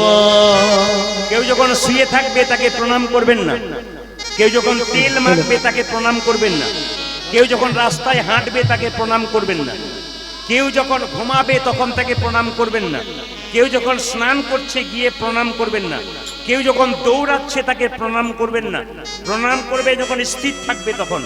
দুঃখী দেখলো বাবা মা শুয়ে আছে, পা ছুঁয়ে প্রণাম করলো না, দূর থেকে প্রণাম করে বলল, বাবা মা আশীর্বাদ করো, মানব জন্মের একমাত্র উদ্দেশ্য যদি কৃষ্ণচরণ লাভ হয়, তবে আমি তোমার চরণে প্রণিপাত করে বেরিয়ে যাচ্ছি। আসলে সবাই লক্ষ্য করুন, নিত্যানন্দ প্রভুর শ্বশুর বাড়ি কোথায় ছিল জানেন? আস্তে, নিত্যানন্দ প্রভুর শ্বশুর বাড়ি ছিল নবদ্বীপের পাশে কালনাতে। ওই কালনাতে একজন বড় গুরুদেব ছিল, তার নাম হৃদয় চৈতন্য ঠাকুর। মন দিয়ে শুনবেন, খুব দামি কথা, এখানে একটা তত্ত্ব বেরোবে সুন্দর। হৃদয় চৈতন্য কি জয় বলেছে, আর সঙ্গে সঙ্গে হৃদয় চৈতন্য বেরিয়েছে, বললো কি রে, কি নাম তোর? ঠাকুর মশাই আমার নাম দুঃখী। কি জন্য এসছিস? দীক্ষা নেবার জন্য। না পালিয়ে যা, আমি দীক্ষা কাউকে দিই না। দীক্ষা দাও না, আমি তোমার কাছে দীক্ষা নেবো, তবে যাবো। দীক্ষা নিবি? আমার কাছে দীক্ষা নিতে গেলে পরীক্ষা দিতে হয়। বাবা কিছু মনে করবেন না, যারা গুরুমন্ত্র নিয়েছেন আমার দিকে তাকাবেন, যারা গুরুমন্ত্র নিয়েছেন তাদের দীক্ষা নিয়েছেন। দীক্ষা না মানে কি? লোকে গর্ব করে বলে আমি অমুক গোস্বামীর কাছ থেকে গুরুমন্ত্র নিয়েছি, আমি অনেক মহারাজ্যের কাছ থেকে গুরুমন্ত্র নিয়েছি। না, দীক্ষা নেওয়া সার্থক হবে ততক্ষণ। দীক্ষা মানে দিয়ে খা। হরে কৃষ্ণ। দীক্ষা মানে কি বাবা? দীক্ষার 3টি অর্থ কি? দিয়ে খা। আপনি দীক্ষা নিয়েছেন, কিন্তু স্নান করার পর গোবিন্দকে 2টো তুলসী পাতা একটু বাতাসা দিয়ে তারপর আপনি যা খাবেন খান, তবে আপনার দীক্ষা নেওয়া সার্থক হবে। কি বললাম? দীক্ষা নেওয়া সার্থক কখন? গোবিন্দকে দিয়ে যদি আপনি খান তবে দীক্ষা নেওয়া আপনার সার্থক হবে। আর যদি গোবিন্দকে দিয়ে না খান আপনার সার্থকতা হবে। যেদিন হিন্দুর বাড়িতে বৃহস্পতিবার দিন শনিবার দিন নিরামিষ হবে, সেদিন প্রসাদটা গোবিন্দের চরণ দিয়ে, বৈষ্ণবকে দিয়ে, নিজে সেই প্রসাদটা কপালে ঠেকিয়ে শ্রীমধুসূদন বলে সেবা করবেন, তবে আপনার লাভ আছে। এই জন্য দীক্ষা মানে দিয়ে খা। আর দীক্ষা মানে কি বাবা? দেখা। জন্মের পরে দুটো চোখ হয়, একটা ডান চোখ একটা বাম চোখ, কিন্তু গুরুদেবের কাছে মন্ত্র নেবার পর সেই মন্ত্র ভজন করতে করতে আরেকটা চোখ হয়, ওই চোখটার নাম জ্ঞান চক্ষু। দীক্ষা মানে কি? উন্নত হওয়া। কেউ যদি ক্লাস 5-এ ভর্তি হলো, 6-এ পড়বে, 7-এ পড়বে, আস্তে আস্তে বিএ পাস করবে। দীক্ষা যখন নেবেন, যত মন্ত্র ভজন করবেন তত আপনার উন্নতি হবে। আর মন্ত্র ভজন করবেন না, আপনার উন্নতি হবে না। এই জন্য স্কুলে বাচ্চারা পড়াশোনা করতে যায়, মাস্টারমশাই পড়া দেয়, হোম টাস্ক দেয়, যদি কেউ মন দিয়ে করে ভালো রেজাল্ট করে, আর মন দিয়ে না করলে ভালো রেজাল্ট করে না। গুরু মন্ত্র যে নেবেন আপনি, ভালো করে রাখবেন হৃদয়ে, আপনার লাভ আছে। একটা প্রমাণ দিয়ে দিই আপনাকে। গুরু মন্ত্রটা শুধু নিলেই হবে না, মায়েরা তাকান আমার দিকে, গুরু মন্ত্র নিলে হবে না, ভজন করতে হবে, তবে লাভ আছে। কেমন ভজন? এই দিয়ে তাকান। একটা ছেলে গুরুদেবের কাছে গিয়ে বলল মন্ত্র নেব, গুরু বলল 12 বছর পর দেব। বলে কি করে 12 বছর পর দেবে? ভালো করে শোনো। বলে কি? আমার গরুর ঘাস কাট, গরুর সেবা কর, আমার চরণ সেবা কর, 12 বছর পূর্ণ হলে তোকে মন্ত্র দেবো। মায়েরা 12 বছর পূর্ণ হয়ে গেল, সকালবেলায় স্নান করে শিষ্য এসে গুরুর চরণে প্রণাম করে বলল, গুরুদেব এবার মন্ত্র দিন। বলে দেবো তোকে, শেষ পরীক্ষাটা বাকি আছে। বলে কি? এই দেখ, তোকে একটা কাঠের বাক্স দিলাম, ভালো করে শুনবেন, একটা কাঠের বাক্স দিলাম, বাক্সতে চাবি লাগালাম না, এই বাক্সটা তুই এইখান থেকে 1/2 কিলোমিটার 5-10 মিনিট লাগবে, হেঁটে হেঁটে যাবি, আমার গুরু ভাইয়ের বাড়িতে দিয়ে চলে আসবি, ব্যাস তোকে মন্ত্র দিয়ে দেবো। ও বলছে তাহলে আর কোনো অসুবিধা নেই? বলে কোনো অসুবিধা নাই, এ বাক্স খুলবি না, কিন্তু এ বাক্সতে চাবি দিলাম না, কিন্তু খুলবি না, 1/2 কিলোমিটার যাবি, আমার গুরু ভাইয়ের ঘরে দিবি, তোর গুরু ভাইয়ের ঘরে, আর চলে আসবি। ছেলেটা বাক্সটা মাথায় নিয়ে যেতে যেতে ভাবছে, তাহলে বাক্সের ভেতরে কি আছে একবার দেখলে হয় না? চাবি তো দেওয়া নাই, তালা তো দেওয়া নাই, কি আছে দেখলে হয় না? ও এখনো মাঝ রাস্তায় গিয়ে মনে মনে ভাবছে, আমি তো নেবো না, দেখলে তো ক্ষতি নাই, নেবো না, দেখতে তো ক্ষতি নাই। এখন কি করেছে? যেই না বাক্সটা খুলেছে মা, অমনি হুশ করে বেরিয়ে পড়ে, এসে গুরুদেবের কাছে বলছে, বাবা। বলে কি? নিয়ে গিয়েছিলাম। কোথায়? তোমার গুরুদেবের, তোমার শিষ্যের কাছে পৌঁছেছিলি? বলে না, মাঝ রাস্তা থেকে ঘুরে এলাম। বলে কেন? আমার মনে হলো কি আছে একবার দেখবো, নেবো না, খুলে দেখতে গেলাম, হুশ করে বেরিয়ে গেল। বলে কি বেরিয়ে গেল? একটি ল্যাংটি ইঁদুর। মানে গুরুদেব কি করেছে? একটি ল্যাংটি ইঁদুর ভরে দিয়েছে, ও খুলেছে আর ল্যাংটি ইঁদুরটা বেরিয়ে চলে গেছে। সঙ্গে সঙ্গে বলছে, তোর জীবনে আর গুরু মন্ত্র নেওয়া হলো না। বলে কেন? এ জীবনে নয়, পরের জন্মে চেষ্টা করবি। কেন না? একটা বাক্সতে 5 মিনিট ধরে একটা ইঁদুরের বাচ্চা ধরতে পারলি না, দেহ বাক্সে তুই গুরু মন্ত্র জীবনেও ধরে রাখবি। কীর্তনের মধ্যে শিক্ষা আছে, কীর্তন শুনতে পারলে লাভ আছে। কিন্তু সবচেয়ে দুঃখের ব্যাপার কি জানেন? কীর্তনটা আরম্ভ হয়েছে রাত্রিতে, অধিক রাত্রিতে কীর্তন আরম্ভ হলে কীর্তনের মজাটা কমে যায়, কিন্তু আমরা ফুর্তিটা কমাই না। কেন বলুন তো? আপনাদের যাতে ধরে রাখা যায় তার জন্য মাঝে মাঝে যন্ত্র দেওয়া হয়। এসেছেন একাই, যেতে হবে একা। কীর্তন শুনতে এসছেন, বাড়ি ফিরে যাবেন গ্যারেন্টি নাই। রাত্রিবেলায় শোবেন, সকালবেলায় চোখ খুলবেন, সকাল হবে। চোখ না খুললে জীবনে পরকাল হবে। কে কখন চলে যাবে বাবা কেউ জানে না। যাবার আগে কিছু ভালো কাজ করে যাও, যে কাজটা করলে জীবন সার্থক হবে। কীর্তনে রস আছে, আনন্দ আছে, প্রেম আছে, সব আছে। আপনাদের তো দেওয়ার মতো আমার অনেক কিছুই ছিল। যত রাত্রি বাড়ছে মাঝে মাঝে ভয় হয়। অনেক দূর থেকে অনেক মায়েরা এসেছেন, অনেক বাবারা এসেছেন, কিন্তু কীর্তন ভক্ত প্রকৃত যারা হয় তারা রাত্রি দেখে না, তারা সময় দেখে না। ভালো ছাত্র যখন পড়তে বসে তখন ঘড়ির দিকে তাকায় না রাত্রি কটা বাজে। যারা পাকা ভক্ত হয় তারা ঘড়ির দিকে তাকায় না, তারা পেছন দিকে তাকায় না। আজকে আপনারা লক্ষ্য করুন, আজকের কীর্তনটাতে, শুধু আজকে নয়, আমি আসাম যাই, কোচবিহার যাই, জলপাইগুড়ি যাই, ত্রিপুরা যাই। এবছর বিভিন্ন দেশে আমার বায়না হয়ে আছে। আমেরিকার, কানাডা থেকে ফোন করেছে, আমি যেতে পারিনি। আমাকে ফোন করেছে বাংলাদেশ থেকে, প্রচুর চাপ করেছে, ওনারা ফ্লাইটে টিকিট কেটে দিয়েছে, কিন্তু করোনার জন্য যেতে পারিনি। কিন্তু সব জায়গায় দেখতে পাচ্ছি। আসামে কয়েকদিন আগে গিয়েছিলাম, 15 থেকে 16 হাজার মানুষ একটা আসরে আপনারা দেখতে পাবেন ইউটিউবে। তো সব লোক বলছে কি এমন জাদু দিয়েছেন, লোক খালি কাতারে কাতারে ছুটছে। ওনারা সময়ে কীর্তন দিয়েছিলেন। আপনারা যারা বাবারা, বয়স্ক বাবারা আছে, তাকিয়ে দেখুন এখানে যতগুলো ছেলে দাঁড়িয়ে আছে সব কিন্তু কম বয়সের ছেলে। এদের কিন্তু ক্রিকেট খেলার সময় কিংবা এদের ব্যবসা করার সময়, চাকরি করার সময়, কিন্তু তবু কিন্তু এরা কাঠের মতো দাঁড়িয়ে আছে। বাচ্চা ছেলেগুলোর দিকে লক্ষ্য করুন, এখানে এত সুন্দর বসে আছে। এর একটা মাত্র কারণ কি বলুন তো, ভেতরে ঢুকে গেছে। অনেকে প্রশ্ন করছেন, কিছুদিন আগে তো আমি মারা গিয়েছিলাম, আপনারা জানেন, আপনারা সবাই জানেন আমি স্বর্গে চলে গিয়েছিলাম, আবার আপনাদের আশীর্বাদে আমি ফিরে এসেছি। তবে বলি, কিছু অসভ্য ইতর ব্যক্তি আছে যারা কিন্তু আমার এই হরিনামটাকে নিয়ে মানে চেষ্টা করছে যাতে উনি মারা গেছেন তাহলে বন্ধ হয়ে যাক। এগুলো কারা করছে আপনাদের আন্দাজ নিশ্চয়ই হয়। ব্যবসা যদি কারো ভালো চলে, পাশের ব্যবসায়ীদের একটু কষ্ট হয়, এটা তো হয়, এটা নিয়ম সব জায়গাতে। তো আসুন, আমি কারো নাম করব না, ঈশ্বরের কাছে প্রার্থনা করব যারা এসব করে তাদের জন্য মঙ্গল হয়। বৈষ্ণব কোনোদিন অভিশাপ দেয় না, কিন্তু বহু বৈষ্ণব আমাকে বলেছে, বাবা প্রদীপ, তোমার জীবনে যে ঘটনাটা বলেছে ট্রাক অ্যাক্সিডেন্ট হয়েছে, ওদের জীবনে যেন সেই ঘটনাটা ঘটুক। বৈষ্ণবের ফল ফলবে কিনা আমি জানি না, কিন্তু একটা কথা বলতে চাই, আপনারা ওদের আশীর্বাদ করুন যেন মানুষ হতে পারে। পচা ফুলের গন্ধ বেরোয়, কিন্তু সুন্দর ফুলের সুগন্ধ বেরোয়। যারা এগুলো করে তারা তো পচা ফুল, ওদের তো দুর্গন্ধ বেরোচ্ছে। আর যারা ভালো মানুষ, ভালো ফুল, তাদের সুগন্ধ বেরোয়। ওই জন্য ভালো মানুষ যারা হয়, এত আসরে এত ভক্ত, কম বয়সের ছেলেরা আছে, কম বয়সের ভাইয়ের আছে, মায়ের আছে, তারা এত ভক্ত হতে পারলো কেন? এত কাঠের মতো বসে আছেন কেন? আজকে কিছু নেবার জন্য এসছেন। সব কিছুই ভালো লাগলো, দু একটা জিনিস খারাপ লাগলো। খারাপটা বলবো না, ভালোটাই বলে যাবো।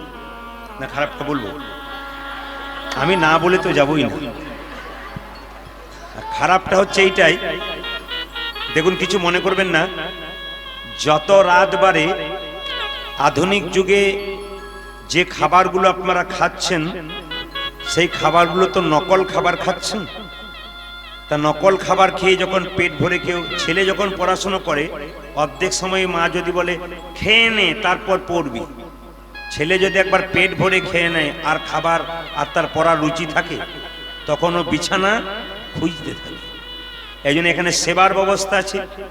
একবার যে সেবা করেছে, যে মাঝে বসছে, সে চারিদিকে তাকাচ্ছে কোন দিকে বেরোনো যায়, ও রাস্তা খুঁজবে।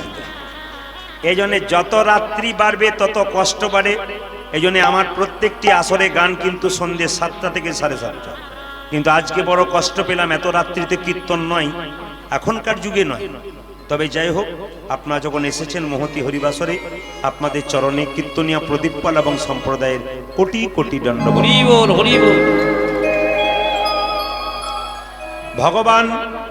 ভগবান ভক্তকে সব দিয়েছে, একটা জিনিস দেয় নাই।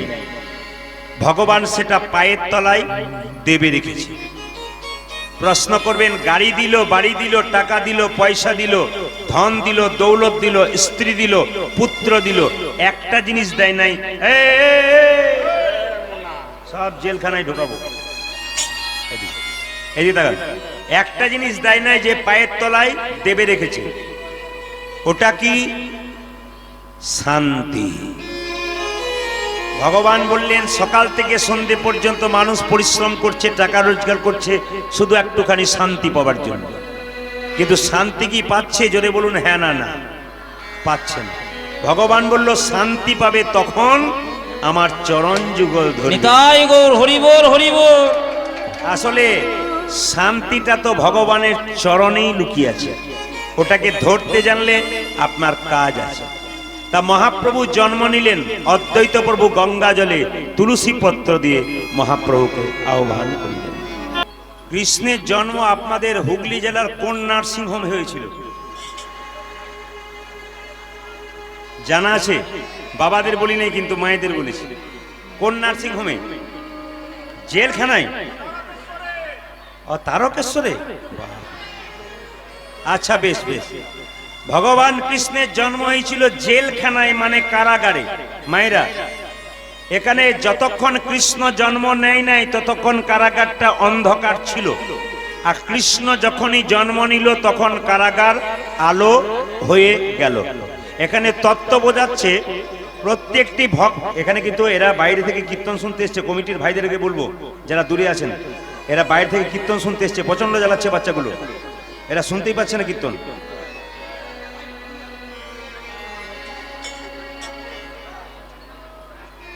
হরে কৃষ্ণ।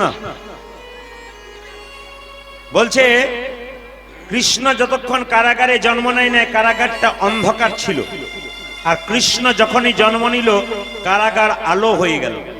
প্রত্যেকটি ভক্তের শরীরে একটা করে কারাগার আছে, ওই কারাগারটার নাম হৃদয় কারাগার। যারা কৃষ্ণ কথা হরিকথা বলেন আর যারা কৃষ্ণ কথা হরিকথা শোনেন, তাদের হৃদয় কারাগারটা আলো হয়ে আছে। আর যারা টিভি সিরিয়ালে মুখ দেখেন, অন্য জায়গায় মুখ যায় না, তাদের অন্ধকার চিরকাল দূর হয়। তবে যতটুকু মনে হচ্ছে আপনারা সিরিয়াল টিরিয়াল দেখেন না, হরি নামের সিরিয়ালে আপনারা লাইন দিয়ে এসেছেন, এর জন্য আপনাদের ধন্যবাদ জানাই। যিনি গোপালটি দিয়ে গেলেন সেই মা একটি সুন্দর কথা বলে গেলেন, আপনার কীর্তন শোনার পর আমার ছেলে আস্তে আস্তে ভক্তির পথে এসেছে। না মা, শুধু আপনার ছেলে নয়, আজকে অগণিত পশ্চিম বাংলা নয়, আজ ত্রিপুরা, আসাম, কোচবিহার, জলপাইগুড়ি, আজকে দেশের বাইরে যত মানুষ আছে, আমেরিকাতে আমাদের বাঙালি আছে, তারা পর্যন্ত যারা টোটো চালায়, শিক্ষিত ব্যক্তি ছেড়ে দিন, অটো চালায়, তারাও পর্যন্ত বলে কীর্তন শুনে শুনে আমাদের মুখস্থ হয়ে গেছে, জীবনটা সুন্দর হচ্ছে। হোক আপনাদের জীবন সুন্দর, এইটাই প্রার্থনা করুন। আমি শুধু একটা ছোট্ট কথা বলতে চাই, আপনার মন দিয়ে শুনে নিন। আপনারা তো সবাই জানেন আমরা 7 জন বন্ধু ইংরেজিতে এমএ করেছিলাম, 4 জন মেয়ে 3 জন ছেলে, 3 জন ছেলে 3 জন মেয়ে এখন স্কুলের শিক্ষক শিক্ষিকা। তারা শিক্ষক শিক্ষিকা হয়ে আমাকে ঠাট্টা করে প্রথম বলতো, প্রদীপ তুই কি করলি? আমরা সরকারি চাকরি নিলাম। ওদেরকে বলতাম, তোরা তো সরকারের চাকর হলি, আর আমি এমন একজনের চাকর হলাম যার জন্য এত সাধুগুরু বৈষ্ণবের চরণ ধরি। এখন তারা আমাকে বলে, প্রদীপ আমরা জীবনে একবার মালা পড়েছি আর তুই প্রতিদিন মালা পড়ছিস। মানে সে বিয়ের সময় পড়েছে, বলছে তুই প্রতিদিন মালা পড়ছিস, একটু ব্যবস্থা করে দে। বললাম চলে আয় আমার সঙ্গে, দেখবি পাবি। বলছে আর এ জন্মে বোধহয় হবে না, পরের জন্মে এক চান্স দেখব। তো নিবেদন আপনাদের সামনে, এই মালাটি পড়ালেন ভক্তির মালা, প্রেমের মালা, ভালোবাসার মালা। মহাপ্রভু জন্ম নিলেন কখন? 1486 খ্রিস্টাব্দে ফেব্রুয়ারি মাসের 18 তারিখে। বলবেন কটার সময় জন্ম নিলেন? সন্ধে 5:46। প্রশ্ন করবেন তখন কি ঘড়ি আবিষ্কার হয়েছিল? হ্যাঁ, ঘড়ি আবিষ্কার হয়ে গিয়েছিল। মহাপ্রভু জন্ম নিলেন কেউ কেউ বলে শুক্রবার, কেউ কেউ বলে শনিবার। মহাপ্রভু জন্ম নিলেন দোল পূর্ণিমার দিনে। সবচাইতে হিন্দুদের লজ্জার ব্যাপার, যেদিন দেখবেন বড়দিন হয়, কেক কাটা হয়, যীশু খ্রিস্টের জন্মদিন। আমি যীশু খ্রিস্টকে অপমান করছি না, আপনারা অবশ্যই করবেন। তখন ছেলেগুলো বলে আজকে বড়দিন আর যীশু খ্রিস্টের জন্মদিন। ওটা বাচ্চাও জানে, বাচ্চার বাবা মাও জানে। কিন্তু মহাপ্রভু যেদিন জন্মদিন হলো সেদিন ছেলের জন্য পিচকারি কিনলেন, রং কিনে দিলেন, একবার বললেন না যে মহাপ্রভুর আজকে জন্মদিন। এ বাবাও জানে না, ছেলেও জানে না। এই জন্য সনাতন ধর্ম আস্তে আস্তে নিচের দিকে চলে যাচ্ছে। মহাপ্রভু যে জিনিসটা দিয়ে গেল সেটাকে ধরবার চেষ্টা করবেন। তিনি যখন জন্ম নিলেন একবারে যেন মনে হচ্ছে আকাশের চাঁদটা মাটিতে নেমেছে, রংটা যেন কাঁচা সোনার মতো। ছোটবেলায় নাম হলো নিমাই, ছোটবেলায় নাম হলো নিমাই, যৌবন বেলায় নাম হলো কি? গৌরাঙ্গ। আর সন্ন্যাসের পরে নাম হলো শ্রীকৃষ্ণ, শ্রীকৃষ্ণ চৈতন্য প্রভু, চৈতন্য প্রভু, শ্রীকৃষ্ণ, শ্রীকৃষ্ণ চৈতন্য প্রভু, প্রভু। মানে আছে শ্রী মানে সুন্দর, কৃষ্ণ মানে আকর্ষণ, চৈতন্য চেতনা, যিনি প্রত্যেকটা জীবের মধ্যে কৃষ্ণ নামের আকর্ষণ জাগিয়ে দিলেন। ছেলেটা এত সুন্দর দেখতে, রাস্তা দিয়ে মেয়েরা গঙ্গায় জল আনতে যায়, একবার ইচ্ছা হয় কোলে নিই। আপনাদের এই গ্রামে কোন একটা বাচ্চা দেখতে সুন্দর রাস্তায় খেলা করছে, আপনাদের ইচ্ছা হয় না একবার কোলে তুলে আদর করি? নিমাই এত সুন্দর দেখতে, পাড়ার মেয়েরা গঙ্গায় জল আনতে যায়, একবার নিমাইকে কোলে নিই। কিন্তু নিমাইয়ের মধ্যে দুষ্ট বুদ্ধি ছিল কি? যার কোলে চাপতো তার কোলে কাঁদতো। মেয়েরা বলছে, ও সচি এত সুন্দর সোনার টুকরের মতো ছেলের জন্ম দিলি, কোলে চাপলেই কাঁদে কেন, চুপ করে না কেন? লজেন্স বিস্কুট দিলেও চুপ করে না। সচিমাতা বলছে, আমার ছেলের একে লজেন্স বিস্কুট দিলে চুপ করবে না, কানে কৃষ্ণ নাম শুনিয়ে দে, দেখবে ছেলে চুপ করে যাবে। ইতিমধ্যে শুরুতেই কিন্তু 2-4 জন চোখ মুজতে শুরু করেছে, কারণ আমার চোখ খুব তাজা বটে। সারা রাত্রি হলো কোথায় কে চোখ মুছছে আর তাকাচ্ছে, আমার খুব নজর খারাপ। 2-1 জন পৃথিবীতে আছে যত এখন থেকে যদি এই অবস্থা হয় তাহলে আমি তো আজকে সিদ্ধান্ত নিয়েছি সারা রাত্রি গাইব, কি হবে সেটাই ভাবছি। আসুন, হরে কৃষ্ণ। পৃথিবীতে আছে যত নগরাদি গ্রাম, সর্বত্র প্রচার হবে আমার হরিনাম। হুগলি জেলায় পাড়ায় পাড়ায় কামারকুণ্ড এলাকাতে, এই এলাকাতে আমি গান করতে এসেছি। আমার কাছে অন্তত 15টা কমিটি গিয়েছিল, 3 কিলোমিটার, 2 কিলোমিটার, 4 কিলোমিটার, 7 কিলোমিটার। সব জায়গাতে হরিবাসর হচ্ছে। শুধু এইখানে নয়, জেলায় জেলায় যান, রাজ্যে রাজ্যে যান, হরিনামের বন্যা বইছে। কার জন্যে? একমাত্র মহাপ্রভুর জন্য। এই জন্য শাস্ত্র বলল, কীর্তন শুনতে যখন আসবেন, হরিবাসরে যখন যাবেন, রামায়ণ পাঠ শুনতে যাবেন, মহাভারত শুনতে যাবেন, আপনি প্রণাম করে বসবেন আর উঠবার সময় প্রণাম করে উঠবেন। অনেকে বলছেন প্রণাম করব কি করে, চটি নিয়েই তো সামাল। তো আপনাদের চটির দায়িত্ব আমি নিতে পারবো না। আপনি চটির ওপরেই বসুন, কিন্তু প্রণাম করে বসুন। উঠবার প্রয়োজন হলে আপনি প্রণাম করে উঠুন। না, প্রদীপ পালকে নয়, স্বয়ং মহাপ্রভুকে যিনি হরিনাম দিয়েছেন তাকে প্রণাম করে বসতে হয় আর প্রণাম করে উঠতে হয়। এই নিয়ম সাধুগুরু বৈষ্ণবরা প্রকৃত জানে, সেগুলো আমরা জানিয়ে দিলাম। আচ্ছা মায়েরা, কিছু মনে করবেন না, মহাপ্রভুর ছবি দেখেছেন? জোরে বলুন হ্যাঁ না না। আচ্ছা, ছবিতে হাতগুলো নিচের দিকে থাকে না ওপর দিকে থাকে? একবার দেখানো যাবে? যাক, যারা পেছনে আছে তারা ভাবছে জ্বালা থেকে মুক্তি। না, হ্যাঁ হ্যাঁ হ্যাঁ হ্যাঁ, বেশ বেশ, এবার নামান। আমি যখন উলু দিতে বলবো তখন দেবেন, নইলে একবার শুরু করবেন শেষ করবেন না, তো আমার তো গন্ডগোল আছে। আচ্ছা, হাত তুলেছে মহাপ্রভু। একজন ভক্ত জিজ্ঞেস করছে, ঠাকুর তুমি যে হাতটা তুলেছো, হাতে ব্যথা হয় না? বলে ব্যথা আবার হয় না, তাহলে নামাও। বলছে কি করে নামাবো, তোরা তুলছিস না তাই নামাচ্ছি না। একজন ভক্ত বলল, ও ঠাকুর এই দেখো, এবার নামাও। বলছে তোরা তো তুললি, তোদের পেছনে যারা, আপনাদের বলি নেই কিন্তু, বলছে তোদের পেছনে যারা আছে তারা তো তুলবে না। লোকটা বলল, পেছনে মানে বুঝতে পারলাম না। তোদের পরের জন্মে যারা জন্ম নেবে, আমার হাত তোলা যদি না থাকে তারা তুলবে না, তাই জন্ম জন্মান্তর ধরে আমি হরি বল হরি বল।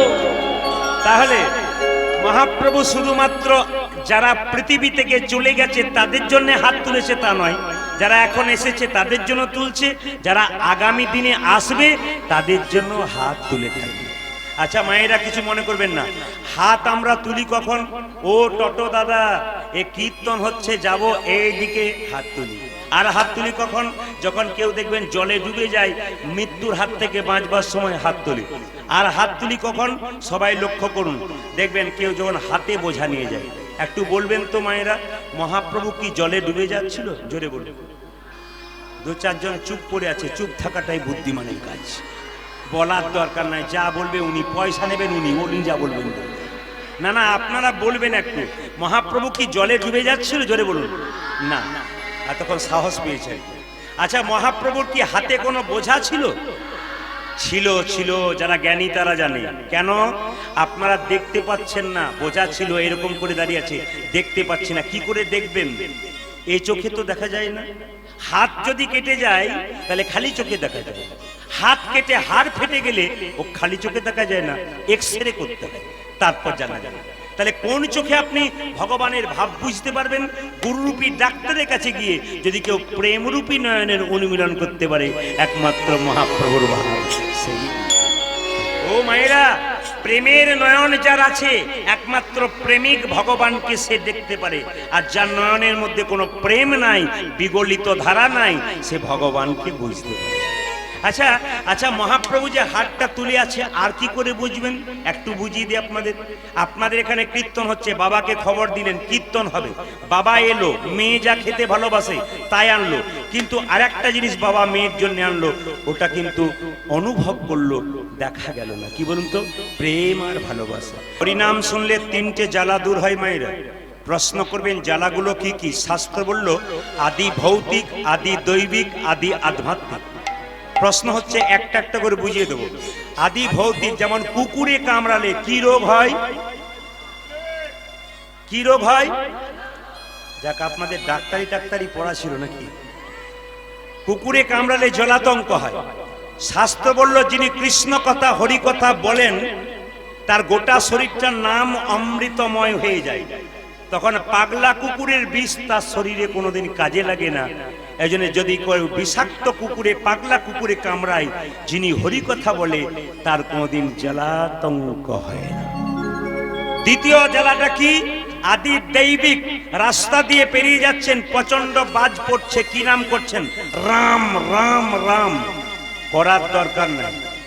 কম বয়সে পরিশ্রম করে কেউ যদি ব্যাংকে টাকা জমা দেয়, বেশি বয়সে রোজগার করতে হয় না, সুদে বসে খাওয়া যায়। শরীরে ক্ষমতা থাকতে থাকতে কেউ গোপালের সেবা যদি করতে পারে, ভগবানের নাম যদি করতে পারে, যখন বয়স হয়ে যাবে চোখে দেখতে পারবেন না, কানে শুনতে পারবেন না, পায়ে চলতে পারবেন না, হাজার দিকে বজ্রপাত হবে, ভক্তের মাথায় কোনোদিন বজ্রপাত।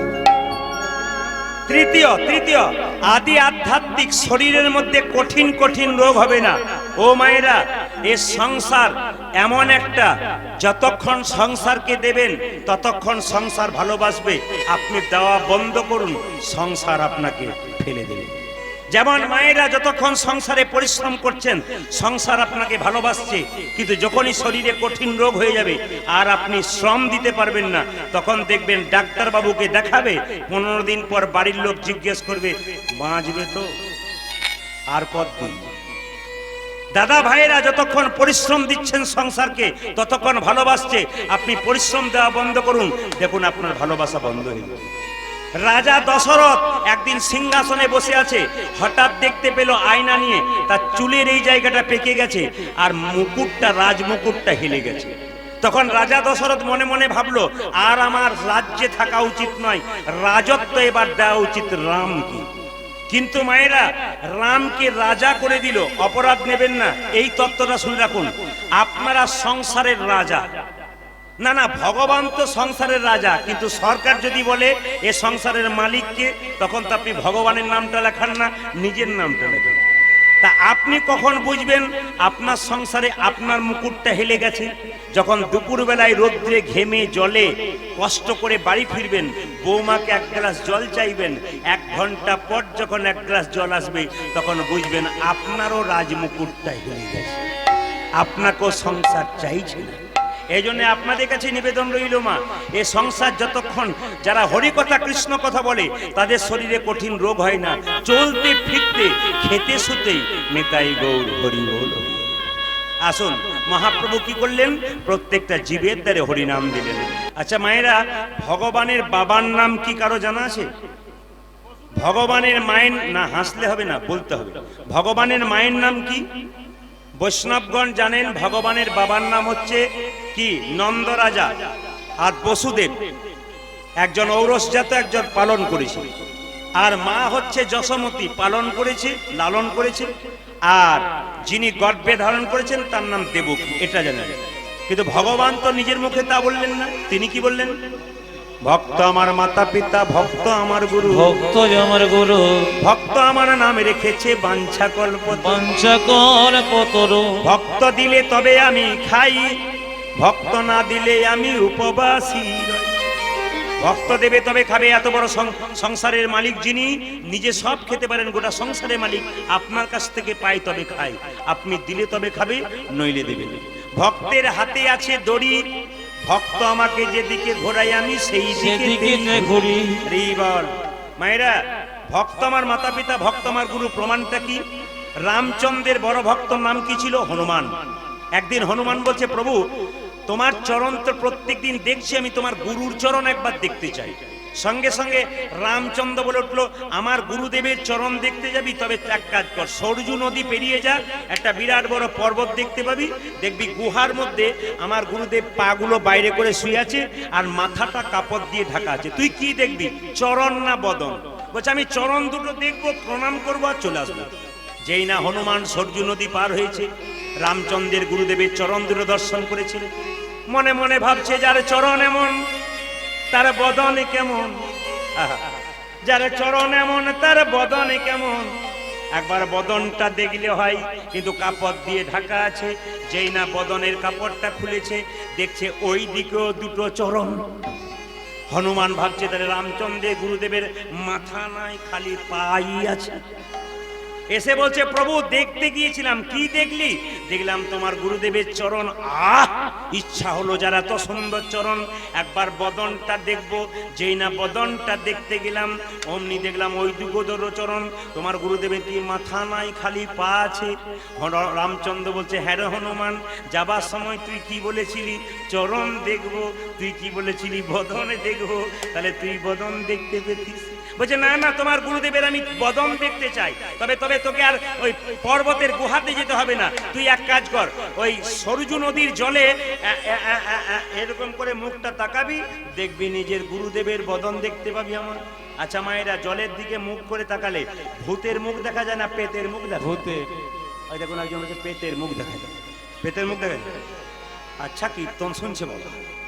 এইদিকে তাকান, নিজে যদি জলের দিকে মুখ করে তাকায় কি কার মুখটা দেখতে পায়? যেটা বলুন, নিজের মুখটা।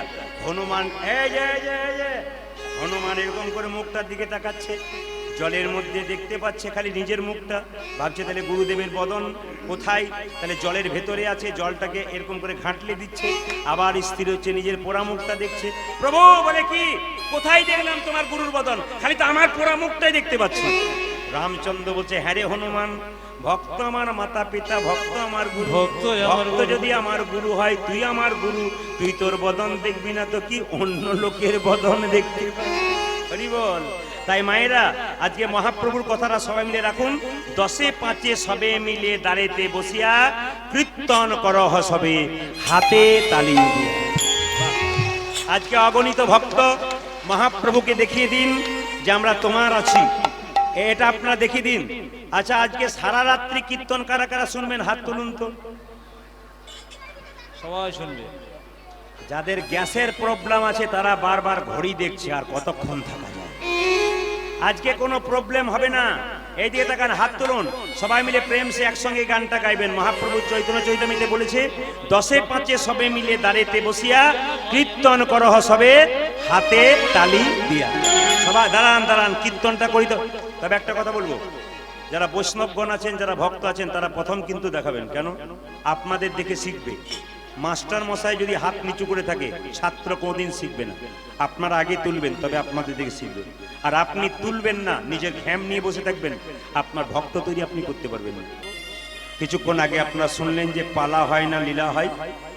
একবারে সত্যি কথা, কীর্তনের পালা হয় না, লীলা হয়। আজকের বিষয়বস্তু হচ্ছে, আজকে আমি হুগলি জেলায় থাকবো না, বীরভূমে থাকবো না, বাঁকুড়াতে থাকবো না, মুর্শিদাবাদে থাকবো না, আজকে আমি মেদিনীপুর জেলায় থাকবো।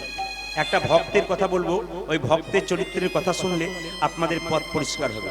এইদিকে শব্দ নয়, আজকে লীলাটির নাম হচ্ছে ওই অদ্বৈত প্রভুর দ্বিতীয় জন্ম। অদ্বৈত প্রভুর দ্বিতীয় জন্ম। আস্তে, লীলাটির নাম কি বললাম মা? অদ্বৈত প্রভুর দ্বিতীয় জন্ম। ওর আরো নাম আছে প্রভু শ্যামানন্দ, আর নাম আছে কি দুঃখী কৃষ্ণ দাস। বৃন্দাবনে গিয়ে রাধারানী নূপুর কুড়িয়ে পেয়েছিল, স্বয়ং রাধারানী তাকে নূপুর তিলক করে দিয়েছিল। আজকে যদি এই কীর্তনটা ভক্তি ভরে শুনতে পান, তাহলে আপনার রাধারানীর কৃপা তো অবশ্যই অবশ্যই। আসুন, আজকে আমি থাকবো মেদিনীপুরে। সবাই জানেন যে সবচাইতে বড় রেল স্টেশন কোথায়? খড়গপুর। খড়গপুর, ওর পাশে একটা গ্রাম ছিল, গ্রামটার নাম ছিল ধারেন্দা গ্রাম। মায়েরা, এই সংসারে আপনারা কীর্তন শুনতে এসছেন, অনেকে স্বামী স্ত্রী এসছেন। স্বামী স্ত্রীর চরিত্রটা কেমন হওয়া উচিত একটু ওদের দিকে শিখুন। ওই ধারেন্দা গ্রামে দুজন স্বামী স্ত্রী ছিল। স্বামীর নাম ছিল কৃষ্ণ মণ্ডল, আর স্ত্রীর নাম ছিল দুরিকা দেবী। একটু মনে রাখবেন, স্বামীর নাম কি মণ্ডল বললাম? এটা সবার মনে থাকবে, কৃষ্ণ মণ্ডল। আর স্ত্রীর নাম কি? দুরিকা দেবী। এই দিকে তাকান, দেখবেন পুরুষ ধৈর্য ধারা হয় না, ধৈর্য ছাড়া হয় না, কিন্তু মেয়েরা মাঝে মাঝে ধৈর্য হারা হয়ে যায়। এত কৃষ্ণ ভক্ত দুজনে, এক বেলা খেতে পায়, এক বেলা পায় না, কিন্তু কৃষ্ণ নাম জীবনও ছাড়ে না। এই জন্যে মায়েরা আপনাদের কাছে বলে যায়, যে কৃষ্ণকে একবার ভালোবাসতে পেরেছে, জীবনে আর কাউকে ভালোবাসবে না। মীরাবাইকে তার বাবা বলেছিল, তোর বিয়ে ঠিক করেছি রানার সঙ্গে। সঙ্গে সঙ্গে মীরাবাই বলেছিল, বাবা একটা মেয়ের বিয়ে কবার হয়? বলে কেন? আমার তো বিয়ে হয়ে গেছে। তোর স্বামীকে? আমার স্বামীর নাম কৃষ্ণ গোপাল। আমি যে কৃষ্ণকে বিয়ে করে ফেলেছি, কৃষ্ণ যে আমার পরম স্বামী, আর দ্বিতীয় কাউকে বিয়ে করতে পারবো না, বিনা প্রেম সে না মিলে নন্দনাল। ওই জন্য মায়েরা, স্বামী স্ত্রীর সম্পর্কটা হওয়া উচিত কেমন বলুন তো? এই দিকে তাকান। স্বামী স্ত্রীর সম্পর্কটা হওয়া উচিত কিরকম? যে জায়গায় ছিলাম আমি, স্বামী স্ত্রীর সম্পর্কটা হবে একবারে প্রেমের সম্পর্ক। একজনের দুঃখ আরেকজনকে বুঝতে হবে, একজনের সুখ আরেকজনকে বুঝতে হবে। স্বামীর যদি দুঃখ হয় অর্ধেকটা ভাগ আপনার, স্বামীর যদি সুখ হয় অর্ধেকটা সুখ আপনার। রামকৃষ্ণ দেব সারদাকে জিজ্ঞেস করেছিল, তুমি আমার কে গা? সারদা মা বলেছিল, আমি তোমার সহধর্মিণী। সঙ্গে সঙ্গে রামকৃষ্ণ দেব প্রশ্ন করেছিল, সহধর্মিণী কাকে বলে? সঙ্গে সঙ্গে তিনি বলেছিলেন, সহধর্মিণী তাকে বলে স্বামী ধর্ম করবে, স্ত্রী সাহায্য করবে, এরই নাম হলো সহধর্মিণী। এই জন্য মায়েরা, আপনাদের স্বামী যদি কৃষ্ণ ভক্ত হয় তাহলে আপনাদের কত না আনন্দ। এই যে তারকেশ্বর বাবার মন্দিরে সব জল ঢালতে যায়, জল ঢেলে কি বলে? এই দিকে তাকান, জল ঢেলে কি বলে? বাবা যেন একটা বৈষ্ণব স্বামী আমি পাই, যেন ভক্ত স্বামী পাই। আমাদের ওখানে এবছর শিবরাত্রিতে একটি মেয়ে জল ঢেলে এসেছে, বিয়ে হয়েছে, এসে খুব কাঁদছে। আমাদের বৌদি হয়, আমি গান করতে বেরোবো, বললাম দিদি তুমি কাঁদছো কেন? বলে দুঃখের কথা কাকে বলি? তোমাকেই বলি। বলে কেন? কুমারী অবস্থা থেকে বাবাকে জল ঢাললাম, আজকালকার দেবতারাও বেঈমান হয়। বলে কেন? আমি এত জল ঢাললাম, শেষে জল ঢালা স্বামী পেলাম। রাধে রাধে। না না না, আমি একটা নিবেদন আপনাদের কাছে বলে রাখি, এইদিকে জল ঢালবেন, ভক্তি ভরে ঢালবেন, কিন্তু আপনাকে বলতে হবে যেন আমার কৃষ্ণ ভক্ত স্বামী হয়। ওগো প্রভু, যেন বৈষ্ণব স্বামী হয়। বিষ্ণু জানতীতি বৈষ্ণব, যিনি ভগবানের ভজনা করে সেরকম স্বামী যেন আমি পাই, এ কথা মাথায় রাখবেন। লক্ষ্য করুন, দুরিকা দেবী স্বামীকে বলল, স্বামী যারা ভগবানের ভজনা করে তারা এত কষ্ট পায় কেন, এত অভাব কেন? এক কাজ করো, জগন্নাথ তো পুরীতে থাকে, তুমি জগন্নাথ মন্দিরে গিয়ে জগন্নাথের কাছে কিছু চেয়ে এসো। এই দিকে তাকাবেন মায়েরা, ভগবানের কাছে কিছু চাইতে নাই। হরে কৃষ্ণ। ভগবানের কাছে কিছু চাইতে নাই, যে চাই সে অল্প পায়, আর যে চাই না সে এত পায় ভাবতেই পারে না। এই জন্য মায়েরা, ভগবানের কাছে চাই না, তিনি অন্তর্যামী। কেন? তার কাছে গেলেই তো বুঝতে পারবে তোমার কি আছে কি নাই। তুমি আবার কেঁদে কেঁদে বলতে যাবে কেন যে আমার এই আছে এই নাই? এই জন্য অন্তর্যামী ভগবান। তো দুরিকা দেবী বলল, স্বামী তোমাকে চাইতে হবে না, অন্তত জগন্নাথের কাছে একবার দর্শন তো হবে। সবাই মিলে করজোড়ে বসুন। আজকে জগন্নাথ ধামে যাচ্ছে, জগন্নাথের পরিচয় আপনাদের সামনে দেব। শাস্ত্র অনুযায়ী জগন্নাথ ধামে যাচ্ছে কৃষ্ণমণ্ডল। জগন্নাথ দেব কি? বাহ বাহ, খুশি একটু জোরে, জগন্নাথ দেব কি? আচ্ছা মায়েরা বলুন তো, জগন্নাথ, দাদা ভাইরা বলবেন, জগন্নাথের চোখ গোল না পটল চেরা? জোরে বলুন। আচ্ছা আপনাদের মনে প্রশ্ন জাগে না যে জগন্নাথের চোখটা গোল হলো কেন, পটল চেরা হলো না কেন? কৃষ্ণের চোখ পটল চেরা, বিচার মাঝে মাঝে এদিক ওদিক হয়, কিন্তু জগন্নাথের চোখ গোল কেন? ভিখারি গেলেও যা, আর ধনী গেলেও তা, বৈষ্ণব গেলেও যা, ব্রাহ্মণ গেলেও যা, নারী গেলেও তা, পুরুষ গেলেও তা, যা চাইবে জগন্নাথ সমান বিচার করবে। এই জন্য জগন্নাথের চোখটা হলো গোল। দেখবেন আপনার বাড়িতে একজন বিরাট বড় লোক এলো, তাকেও আপনি শরবত দিলেন, যে ভিখারি এলো তাকেও শরবত দিলেন, তবে কৃষ্ণের কৃপা পেলেন। আর বড় লোক এলো, বাড়ির ভেতরে দুটো সাদা মিষ্টি জল দিলেন, আর ভিখারি এলো সাদা জল দিলেন, ভগবান আপনার বিচার করলো। কেন? তুমি মানুষের বিচার শিখলে না, উঁচু নিচু শিখলে না, সবাই সমান। কেন? মানুষ জগতে জন্ম নিয়েছি, এসেছি খালি হাতে, যাব খালি হাতে। এসেছিলাম তখন শরীরে কাপড় ছিল না, আবার এই পৃথিবী থেকে যাব তখন শরীরে কাপড় থাকবে না। এই জন্য যখনই আপনি বিচার করবেন, সবাইকে সমান বিচার করবেন, তবে জগন্নাথের বিচারটা আপনি সমানভাবে পাবেন। জগন্নাথ মন্দিরে গিয়ে কৃষ্ণমণ্ডল বলছে, ওগো জগন্নাথ, ওগো জগন, তোমার কাছে কিছু চাইবো ভেবেছিলাম, কিন্তু কি চাইবো? কি চাইব? তোমার তো হাতই নাই, তুমি দেবে কি? দেবে কে? তোমার পা নাই, তুমি দেবে দেবে কে? কি সুন্দর কথা বলছে দেখুন, আমরা বলতে পারবো ভয়ে? হে জগন্নাথ, তোমার কাছে চাইবো ভেবেছিলাম, তোমার হাত নাই, তুমি দেবে কি? তোমার পা নাই, তুমি দেবে কি? জগন্নাথ যেন বলতে চাইলো, ওরে কৃষ্ণমণ্ডল, আমার হাত নাই, এ হাত আমি জগতের সবাইকে দিলাম কর্ম করার জন্য, আমার পা নাই, এই পা তোদেরকে দিলাম কর্ম করতে গেলে এক জায়গা থেকে অন্য জায়গা যাবার জন্য, আমার যা নাই আমি তোদেরকে, এইদিকে আমার যা নাই আমি তোদেরকে তাই দিয়ে দিলাম। কৃষ্ণমণ্ডলে কেঁদে কেঁদে বলছো, ওগো জগন্নাথ, তোমার কাছে চাইবো ভেবেছিলাম গাড়ি বাড়ি টাকা পয়সা, কিন্তু তোমার কাছে এমন একটা জিনিস চাইবো, জগতে সবাই যা চাই আমি তা চাইব না। জগতের সবাই তোমার কাছে গাড়ি বাড়ি টাকা পয়সা স্ত্রী পুত্র ধন দৌলত চাই, কিন্তু আমি তোমার কাছে কি চাইবো জানো জগন্নাথ? আমার গাড়ি বাড়ি টাকা পয়সা চাই না, আমায় একটা কৃষ্ণ ভক্ত সন্তান দাও হে। আমাকে গতকাল একজন কীর্তন শুনতেছে, গতকাল একজন কীর্তন শুনতে এসে আমাকে প্রশ্ন করছে, প্রদীপ বাবু আমার খুব, এদিকে আমার খুব পরিচিত মানুষ, আচ্ছা প্রদীপ বাবু আমি বলতে চাইছি কি, আমার ছেলের জন্য আমি 1 কোটি টাকা রেখে দিলাম, আর কোনো চিন্তা নাই, আমি মরে গেলে বসে বসে খাবে, আমি শান্তিতে মরব। আমি জিজ্ঞেস করলাম কি জানেন, বললাম যে ছেলের জন্য 1 কোটি টাকা রাখলেন সেই ছেলেটা কেমন তৈরি করে, যে ছেলের জন্য 1 কোটি টাকা রাখলেন সেই ছেলেটাকে কেমন তৈরি করে গেলেন, ওটা আগে আপনাকে দেখতে হবে। ও ছেলে যদি এইরকম তৈরি করেন, ও 1 কোটি মানে কি 4 কোটি শেষ করবে।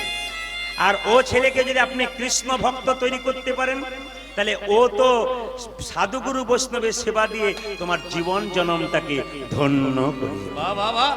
এই জন্যে আজকের হরিবাসরে যারা কীর্তন শুনতে এসছেন, কীর্তনিয়া প্রদীপ পাল আপনাদের জন্য ভগবানের কাছে একটা জিনিস চাইবে না, না আপনাদের জন্য এই জিনিস চাইবে না যেন আপনাদের ছেলে মেয়ে টাকা রোজগার করার মেশিন হোক, প্রচুর টাকা হোক, ডাক্তার হোক, মাস্টার হোক, ইঞ্জিনিয়ার হোক, আমি সেটা চাইব।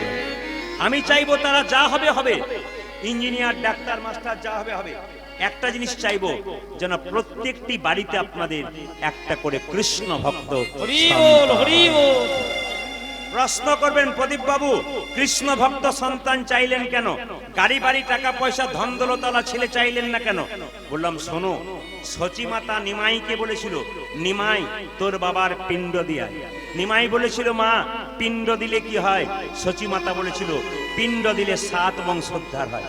নিমাই বলেছিল, মা তুমি বলছো পিণ্ড দিলে 7 বংশোদ্ধার হয়, কিন্তু কোন বংশে একজন কৃষ্ণ ভক্ত সন্তান জন্ম নিলে তা 7 বংশ নয়, তা 14 বংশ উদ্ধার।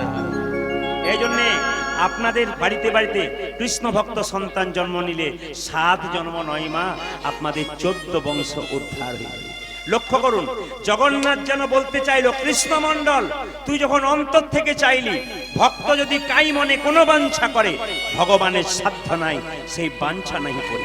বারবার একটা বাড়িতে ধাক্কা দিলে যে ঘুমাবে সে যেমন জেগে উঠে, হৃদয় মন্দিরে ভগবানের নাম বারবার করলে ও এক সময় প্রকট হয়ে আপনার সামনে এসে দাঁড়াবে।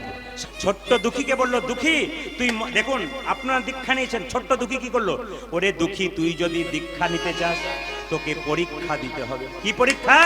এই দেখ একটা সোনার মাটির কলসি দিলাম, এই কলসিতে প্রত্যেক দিন গঙ্গা থেকে জল এনে তুলসীর বাগানে সেবা করবি, যেদিন তোর সেবা পরিষ্কার হবে, পরিপূর্ণ হবে, এইদিকে এইদিকে সেই দিন তোকে মন্ত্র দেবো। মায়েরা এইদিকে, দুঃখী জল আনতে আনতে মাটির ঘষা লেগে দগদগে ঘা হয়ে গেল। যখন এই দগদগে ঘা হয়ে গেল, দুঃখী একটা পাকড়ি বেঁধে জল আনতে লাগলো। সঙ্গে সঙ্গে ওই হৃদয় চৈতন্য বলল, চুপ কর, পাগড়ি বাঁধলি কেন, পাগড়ি খোল। দুঃখী একবারও বলল না, বাবা আমার মাথায় ঘা হয়ে গেছে। এ দুঃখী পাগড়ি খোল। ওগো গুরুদেব, ইচ্ছা করলে আপনি পাগড়ি খুলে নিন, আমি খুলতে পারবো না। যেই না জোর করে গুরুদেব পাগড়িটা খুলে দিয়েছে, তবে দগদগে ঘা, পুঁজ, রক্ত, পোকা কিলবিল করে ঘাড়ে পড়ছে। গুরুদেব হৃদয় চৈতন্য বলল, হ্যাঁ রে দুঃখী, তুই কেন আমায় বলিসনি বাবা তোর মাথায় এত বড় ঘা হয়েছে, পোকা হয়েছে? তুই যেদিন থেকে বাবা মাকে ত্যাগ করে আমার কাছে এসেছিস, সেদিন থেকে আমি তো তোর বাবা, আমি তো তোর মা। তুই যদি আমায় বলতিস তবে তো তোকে চিকিৎসার ব্যবস্থা করতাম। চিকিৎসা ব্যবস্থা করিত। দেখুন দেখুন 5 বছরে দুঃখী কি বলছে, ওগো গুরুদেব, আমি যদি তোমায় বলতাম আমার মাথায় ঘা হয়েছে, তুমি না হয় কবিরাজ ডেকে চিকিৎসা করাতে, আর চিকিৎসক আমায় মাথায় মলম মেখে শুয়ে থাকতে বলতো, কিন্তু আমি যে কৃষ্ণ সেবায় বঞ্চিত হতাম। এবার আপনারা যারা তো ধ্যান করে কীর্তন শুনছেন তাদের জন্য এই সুন্দর তত্ত্বটা শুনে রাখুন। আমাদের জন্ম কত হলো, 84 লক্ষ না 82 লক্ষ? জোরে বলুন, একটু জোরে, যে ঘুমাচ্ছে সে বলুন, কবার হলো জোরে বলুন? 84 লক্ষ জন্ম। দুঃখীকে বললো, হ্যাঁ রে দুঃখী তুই বলিসনি কেন? দুঃখী কেঁদে কেঁদে বললো, ওগো গুরুদেব, যেমন তেমন জন্ম নয়, 84 লক্ষ জনি ভ্রমণ করি মানব কুলে জন্ম নিলাম। আমি ভারতবর্ষের মাটিতে জন্ম নিয়েছি, আমি ইংল্যান্ডে জন্ম নি নাই, আমি আমেরিকাতে জন্ম নি নাই, আমি ভারতের মাটিতে জন্মগ্রহণ করেছি। কত বড় বড় গুরুদেবের সঙ্গ পেয়েছি। 84 লক্ষ জনি একটু গুনে নেবেন আপনারা, সবাই গুনবেন কিন্তু। ওগো গুরুদেব, 20 লক্ষবার গাছ গাছারা রূপে জন্ম নিলাম। আমি জন্ম নিলাম। শুনবেন, গুনবেন কিন্তু। 20 লক্ষবার আমি গাছ গাছেরা রূপে জন্ম জন্ম নিলাম। যেদিন আমি তুলসী বৃক্ষ রূপে জন্ম নিলাম, জন্ম নিলাম। যেদিন তুলসী পাতা গোবিন্দ সেবায় লাগলো, সেবাই লাগিল। যেদিন তুলসীর মালা কণ্ঠে মানুষ পড়ল, পড়িল। সেই দিন আমার গাছ জন্মে থেকে আমি মুক্তি পেলাম। গুনবেন গুনবেন, কত হলো? 20। তারপরে কি বললো? আমি 9 লক্ষবার জলে জন্ম নিলাম।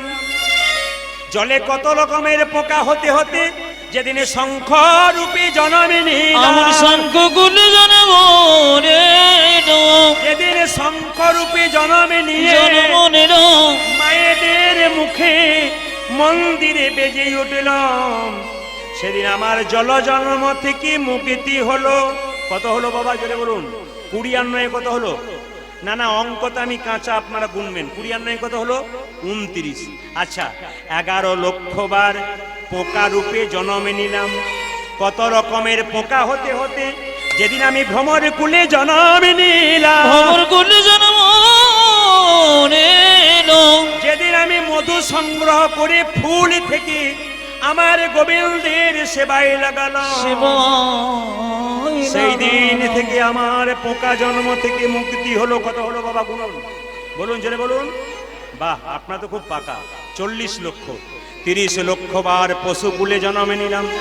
কত রকমের পশু হতে হতে যেদিন আমি গাভী কুলে জন্ম নিলাম। যেদিন আমি গাভী কুলে জন্ম নিলাম। এইদিকে যেদিন গাভীর চামড়া দিয়ে শ্রীখলে তৈরি হলো, মহাপ্রভুর কীর্তনে বাজতে লাগলো। যেদিন গাভীর দুগ্ধ গোবিন্দের সেবাই লাগলো, সেই দিন আমার গাভী জন্মে থেকে পশু জন্মে থেকে মুক্তি পেলাম। কত হলো বাবা জোরে বলুন? 40 আর 30 70। 10 লক্ষবার পক্ষী কুলে জন্ম নিলাম। পক্ষী কুলে জন্ম নিতে নিতে যেদিন আমি ময়ূর কুলে জন্ম নিলাম। এত পাখি থাকতে যেদিনে গোবিন্দ ময়ূরের পালক মাথায় নিল, সেদিনে পক্ষী কুল জন্ম। কত হলো বাবা জোরে বলুন? 80। 4 লক্ষবার বানর কুলে জন্ম নিলাম। ভালো করে শুনবেন, এই জায়গায় ভালো করে শুনবেন। 4 লক্ষবার বানর কুলে জন্ম নিলাম। যেদিন আমি রাম ভক্ত হনুমান হলাম, সেদিন আমি রামের চরণে নিজেকে নিমজ্জিত করলাম। বাবা, মানুষ হয়ে যেটা পারলেন না, হনুমান সেটা পারলো। একটু হাত তুলে আমাকে দেখান, হনুমান পারলো কি করে? আমার দিকে তাকান, একবার নামান, একবার আমার দিকে তাকান। হনুমান পারলো কি করে?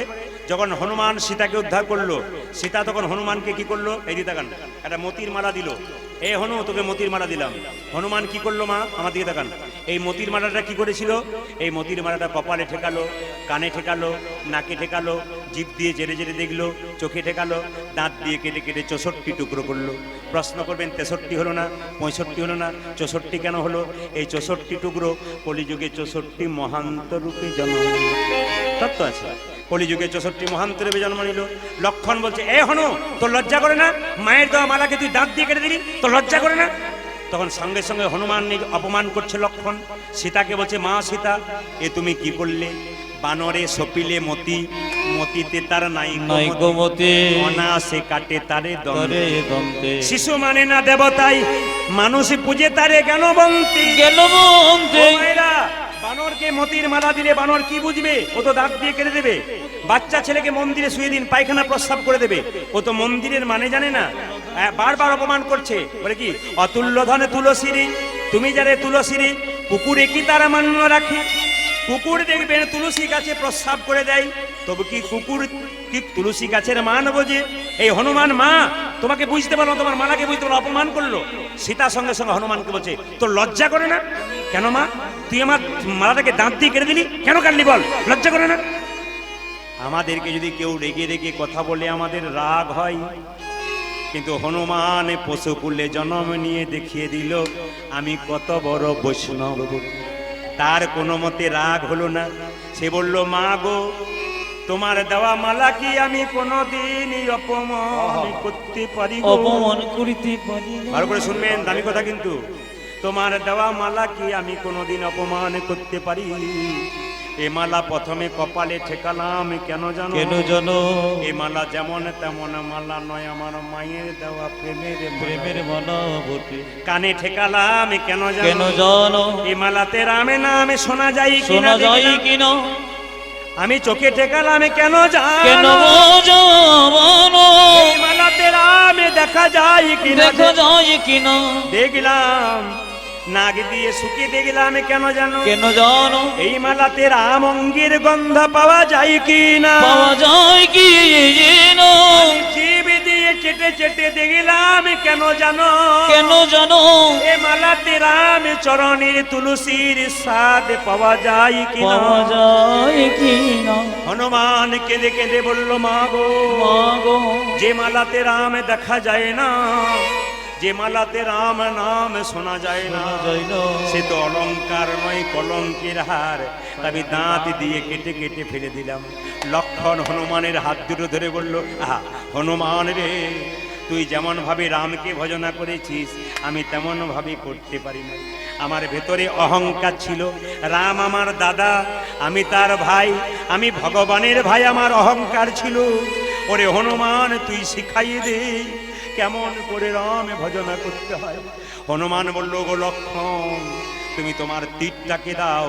যেই না তীরটা দিয়েছে, আমার হৃদয়ে মাঝে রামে দেখাবো। একা রাম নয়, যেই না হনুমান বক্ষা বিদীর্ণ করেছে, দেখে সীতারামে। তবে যারা আজকে তালি দেবেন না, তাদের কাল সকাল থেকে স্বামী স্ত্রীতে কিছু বুঝতে পারলেন না, বুঝলেন না? মায়েরা মাঝে মাঝে হয় বলে বুঝতে পারলেন না, অন্য জায়গাতে বলে কি বলছেন, কিন্তু আপনারা যে বুঝতে পেরেছেন। আচ্ছা, স্বামী স্ত্রীতে আপনাদের কোনোদিন ঝগড়া হবে না, একটি মন্ত্র শিখিয়ে দেবো, বলবো না বাদ দিয়ে দেবো। বাবারে, মায়েরা বলছেন বলুন বলুন, এত রাত জেগে। বাবারে কি সুন্দর, যত গন্ডগোল তো ওনার সঙ্গে, বাকি কোথায়?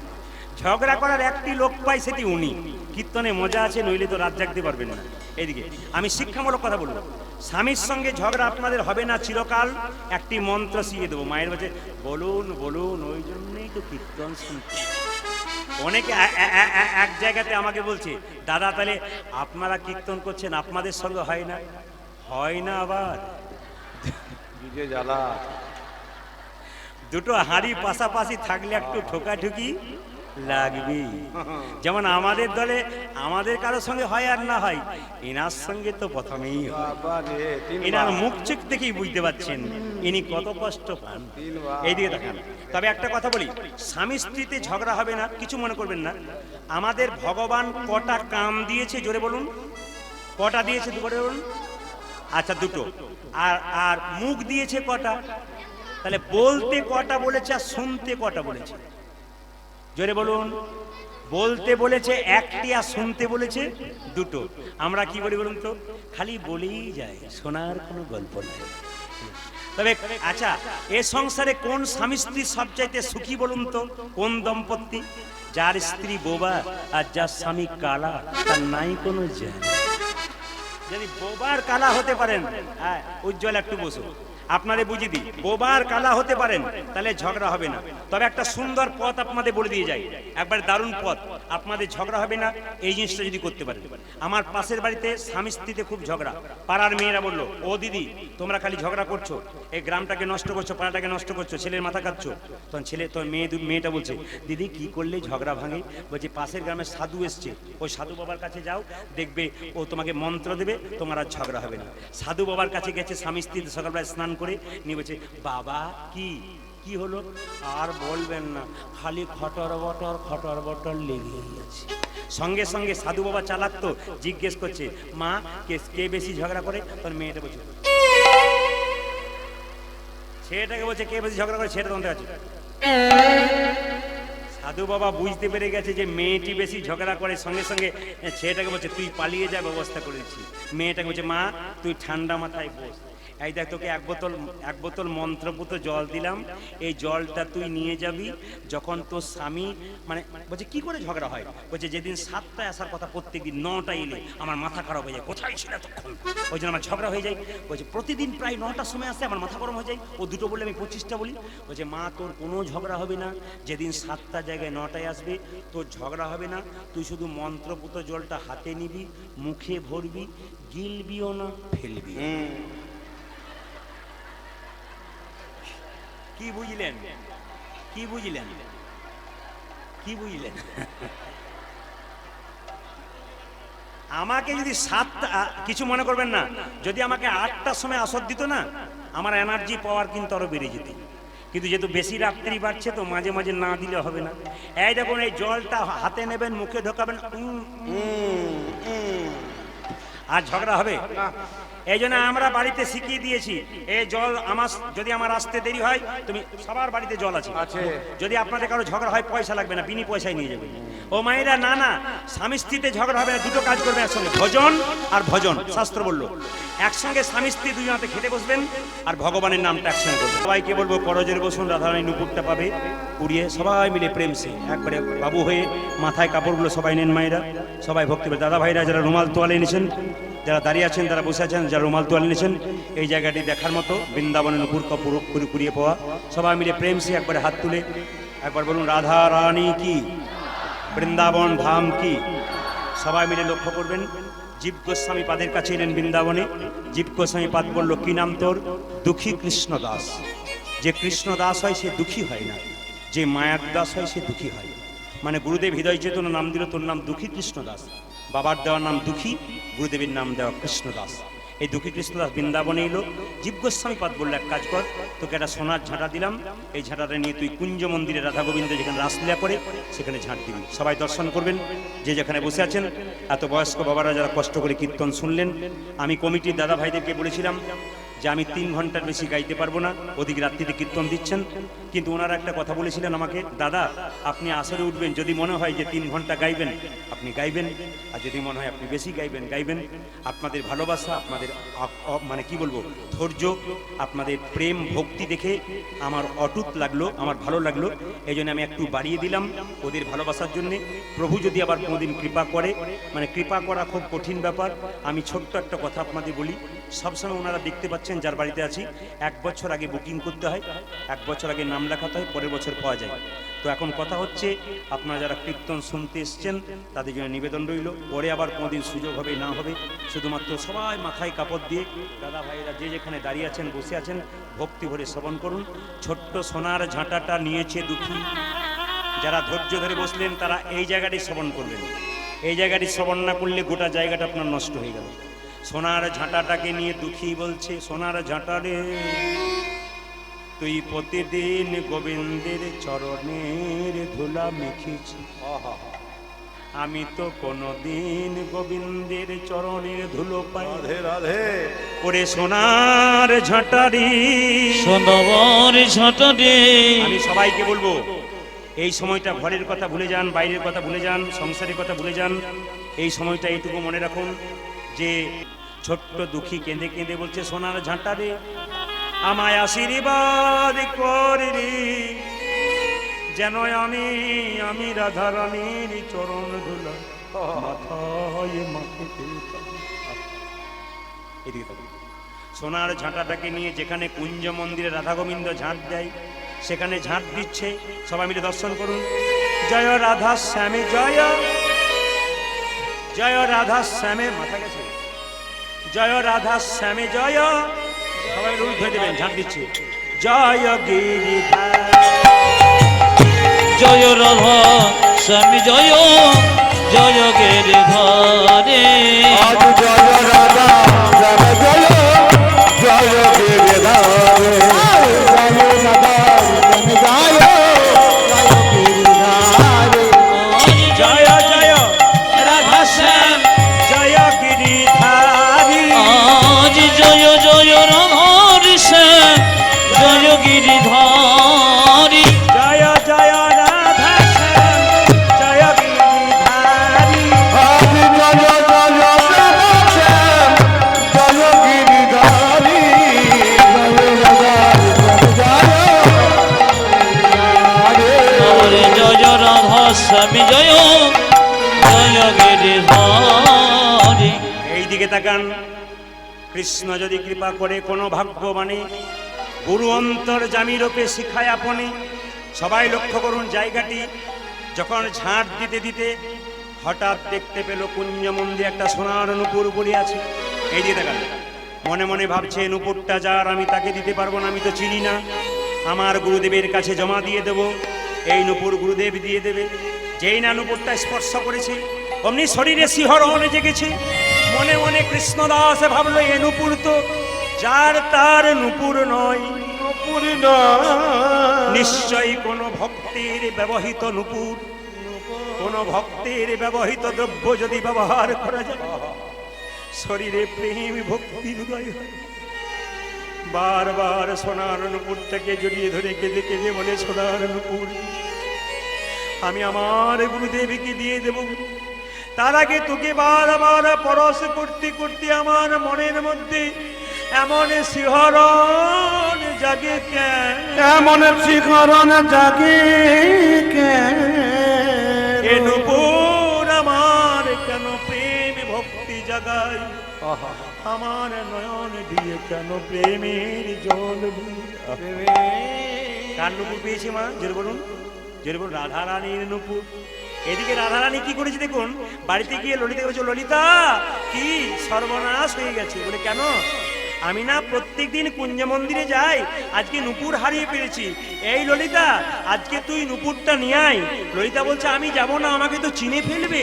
বলছে ললিতা এক কাজ কর, মাথায় কাপড়টা নিয়ে তুই চলে যা কুঞ্জ মন্দিরে, দেখবি নিশ্চয় তুই নুপুরটা কুড়িয়ে পাবি, তাড়াতাড়ি যা। কি করছে দেখুন, ললিতা চলে যাচ্ছে। উলু ধরে দেবেন, মাইক ঠিক করুন। কাকা কাকা mic man mic man mic man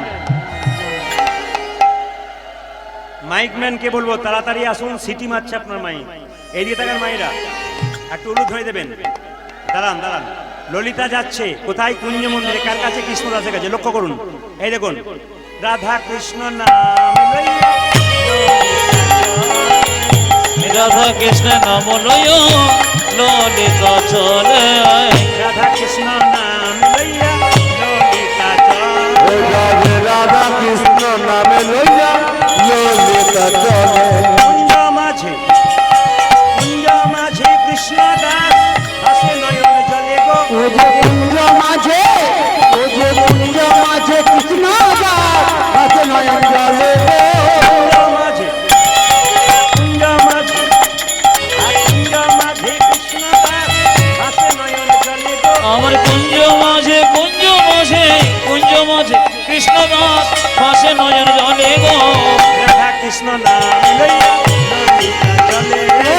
Radha Krishna নামে লইয়া ললিতা চলে। আমি সবাইকে বলবো এই জায়গাতে বাবা তিলক দিচ্ছেন, ধীরে ধীরে দিন। আসল জায়গাটা লক্ষ্য করুন, যে যেখানে আছেন এই জায়গাটা যিনি লক্ষ্য করবেন তার জীবন সার্থক হবে। এই যে দেখেন ললিতা মাথায় এরকম করে কাপড়টা নিয়েছে, কৃষ্ণদাসকে বলছে কৃষ্ণদাস। এই দিকে দিকে ললিতার কণ্ঠস্বর শুনে কৃষ্ণদাস ভাবছে নারী কণ্ঠস্বর কোথা থেকে এলো। বাবাজি, বাবাজি, বৃন্দাবনে ভাষা। के आमी आपको एक नुपुर मिला है, वृंदावन भाषा। আপনি কি একটা নুপুর মানে তুমি কি একটা নুপুর পেয়েছো? সঙ্গে সঙ্গে কৃষ্ণদাস বলছে নুপুর তো মিলা है। ললিতা বলছে ও নুপুর মেরা है, मुझे दे दीजिए।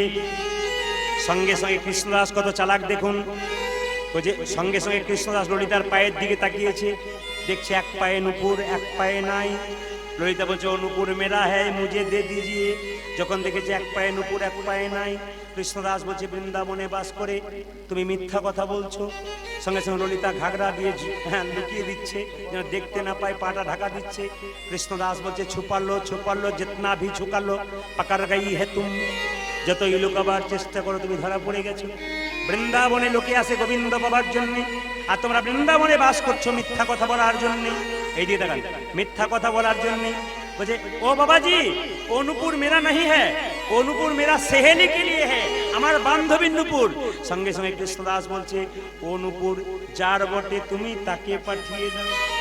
কত বড় ভক্ত দেখুন, ও নুপুর যার তুমি তাকে পাঠিয়ে দাও। ললিতা ছুটে গিয়ে বলছে রাধে কি সর্বনাশ হয়ে গেছে। বলে কি গোড়াতেই গলদ, আমি বুঝতে পারি নাই আমার দু পায়ে নুপুর ছিল। আমার পায়ের দিকে তাকালো বলে তোমার দুটো পায়ে নুপুর, তোমার নুপুর কোথা থেকে এলো? আমি বললাম আমার বান্ধবী নুপুর। বলছে যার নুপুর তাকে পাঠিয়ে দাও, এখন তোকে যেতে হবে। রাধারানী বলছে আমি যাবো কি করে? বলছে তুই না গেলে নুপুর পাবি না। সঙ্গে সঙ্গে বলছে তাহলে কি করে যাব? বলছে আমি যেমন করে চললাম তুইও চল, আমি আগে আগে যাব তুই পেছন পেছন চল। লক্ষ্য করুন আগে যাচ্ছে ললিতা, পেছনে এসে রাধারানী কিভাবে ললিতারও সঙ্গে রাধারানী চলে, ললিতারও সঙ্গে তখন রাধারানী চলে। ললিতারও সঙ্গে তখন রাধারানী চলে। ললিতার সঙ্গে তখন রাধারানী চলে। কৃষ্ণদাস কৃষ্ণদাস ও যে কৃষ্ণদাস নুপুর পেয়ে হাসে নয়ন জলে গো। কৃষ্ণদাসে নপুর পেয়ে হাসে নয়ন জলে গো। কৃষ্ণদাস কৃষ্ণদাস নুপুর পেয়ে হাসে নয়ন জলে গো। আমার কৃষ্ণদাসী নপুরকে ভাসে নয়ন জলে গো। ললিতারও সঙ্গে তখন রাধারানী ও যাজে ললিতার সঙ্গে তখন রাধারানী চলে। এইদিকে দারুণ দারুণ জায়গাটা, যারা ভক্ত আস্বাদন করছেন হাসতে হাসতে আনন্দ করতে করতে প্রেমে দেখুন। যার তার ডাক নয়, রাধারানী বলল বাবাজি। কৃষ্ণদাস কেঁপে উঠল, অনেক নারী কণ্ঠস্বর শুনেছি।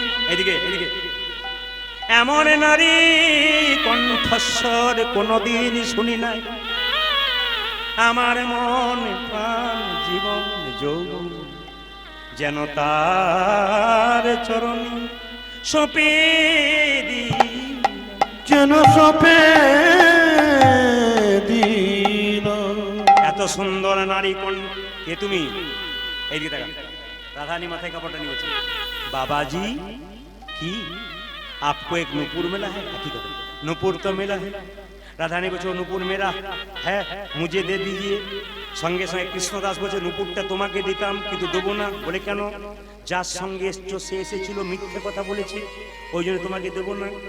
তখন কৃষ্ণদাসকে রাধারানী বলছে ও নূপুরটা যে আমার নয়, তুমি প্রমাণ দেখাতে পারবে? বলছে হ্যাঁ প্রমাণ দেখাতে পারবো। বলে কি করে তুমি প্রমাণ দেখাবে? তোমার এই নূপুর বটে। রাধারানীর সঙ্গে সঙ্গে বলল আমার হাত পায়ের নূপুর তোমার হাতের নূপুর মিলিয়ে দেখো, যদি মিলে যায় তবে নূপুর দিয়ে দিবি। কৃষ্ণদাস মনে মনে ভাবলো এটা একটা কথা বটে, আমার হাতের নূপুর তোমার পায়ের নূপুর যদি মিলে যায় তবে নূপুর। না না না না না না, আমি অত বোকা নই। এ নূপুর যদি কেউ শুয়েছিল তুমি খুলে নিয়ে চলে এসেছো। যে জায়গায় আমি ঝাঁট দিচ্ছিলাম যার পায়ের নূপুর, সেই জায়গাটাতে ঝাঁট দি না, তোমার চরণ তল আর ওই চরণ তল মিলাইয়ে দেখব, যদি মিলে যাই তবে তোমাকে নূপুর দি। কত ভালো জিনিস দেখুন, কত ভালো জিনিস দেখুন যারা আস্বাদন করছেন। দেখুন ওই চরণ তল তোমার চরণ তলে মিলে গেলে তোমাকে নূপুর দিয়ে দি, নূপুর দিয়ে দে। এদিকে তাকান মায়েরা। ললিতা বলছে রায় তাড়াতাড়ি চরণ তলটা দেখা। রাধারানী চরণ তলটা দেখিয়েছে। এই চরণে যা চিহ্ন ওই চরণে তাই চিহ্ন, এই চরণে যা চিহ্ন ওই চরণে তাই চিহ্ন। মনে মনে ভাবলো যার তার চরণ নয়, এখন এই নূপুর প্রমাণ হয় না, এই নূপুর তোমার। বলে কেন? তোমার নুপুরটা এই নুপুরটা মিলিয়ে দেখবো, ওই নুপুরে যা চিহ্ন এই নুপুরে নাই চিহ্ন। মনে মনে ভাবলো তো যেমন তেমন নুপুর নয়, এই রাধারানীর চরণের নুপুর বটে। সঙ্গে সঙ্গে কৃপা করে এসেছো যদি, বলে দেখাও তোমার স্বরূপে দেখাও, দেখো তোমার স্বরূপে দেখো, দেখাও তোমার স্বরূপে দেখাও, দেখাও তোমার স্বরূপে দেখাও। কৃপা করে এসেছো যদি, দেখাও তোমার স্বরূপে দেখাও। ওগো প্রেমময়ী রাধারানী, প্রেমময়ী রাধারানী, দেখো তোমার তোমার স্বরূপে দেখাও। এদিকে তাকান, এদিকে তাকান। ললিতাকে রাধারানী বলছে, এই ললিতা কি করবো, বলে দেখিয়ে দে স্বরূপ, দেখিয়ে দে। রাধারানী ধমক দিয়ে বলে চুপ কর, তুই নুপুর দেখাতে বলি নুপুর দেখালাম, তুই চরণতল দেখাতে বলি চরণতল দেখালাম। আমার রূপটা একমাত্র গোবিন্দ দেখেছে, আর কেউ দেখতে পাবে না। তুই রূপটা দেখাতে বলছিস, তুই বারবার সকাল থেকে কৃষ্ণদাসের পক্ষে বলছিস, আমার পক্ষে বলছিস না। ললিতা বলছে, রাই তুই আমায় ধমক দিচ্ছিস কেন? তোর চালাকি কেউ বুঝুক না বুঝুক আমি বুঝি। প্রতিদিন কুঞ্জ মন্দিরে রাধা গোবিন্দের লীলা হয়, কোনদিন তো নুপুর খুলে না, আজকে নুপুর খুললো কেন? কৃষ্ণদাসকে কৃপা করিবে বলি, দাসকে কৃপা করিবে বলে, দাসকে কৃপা করিবে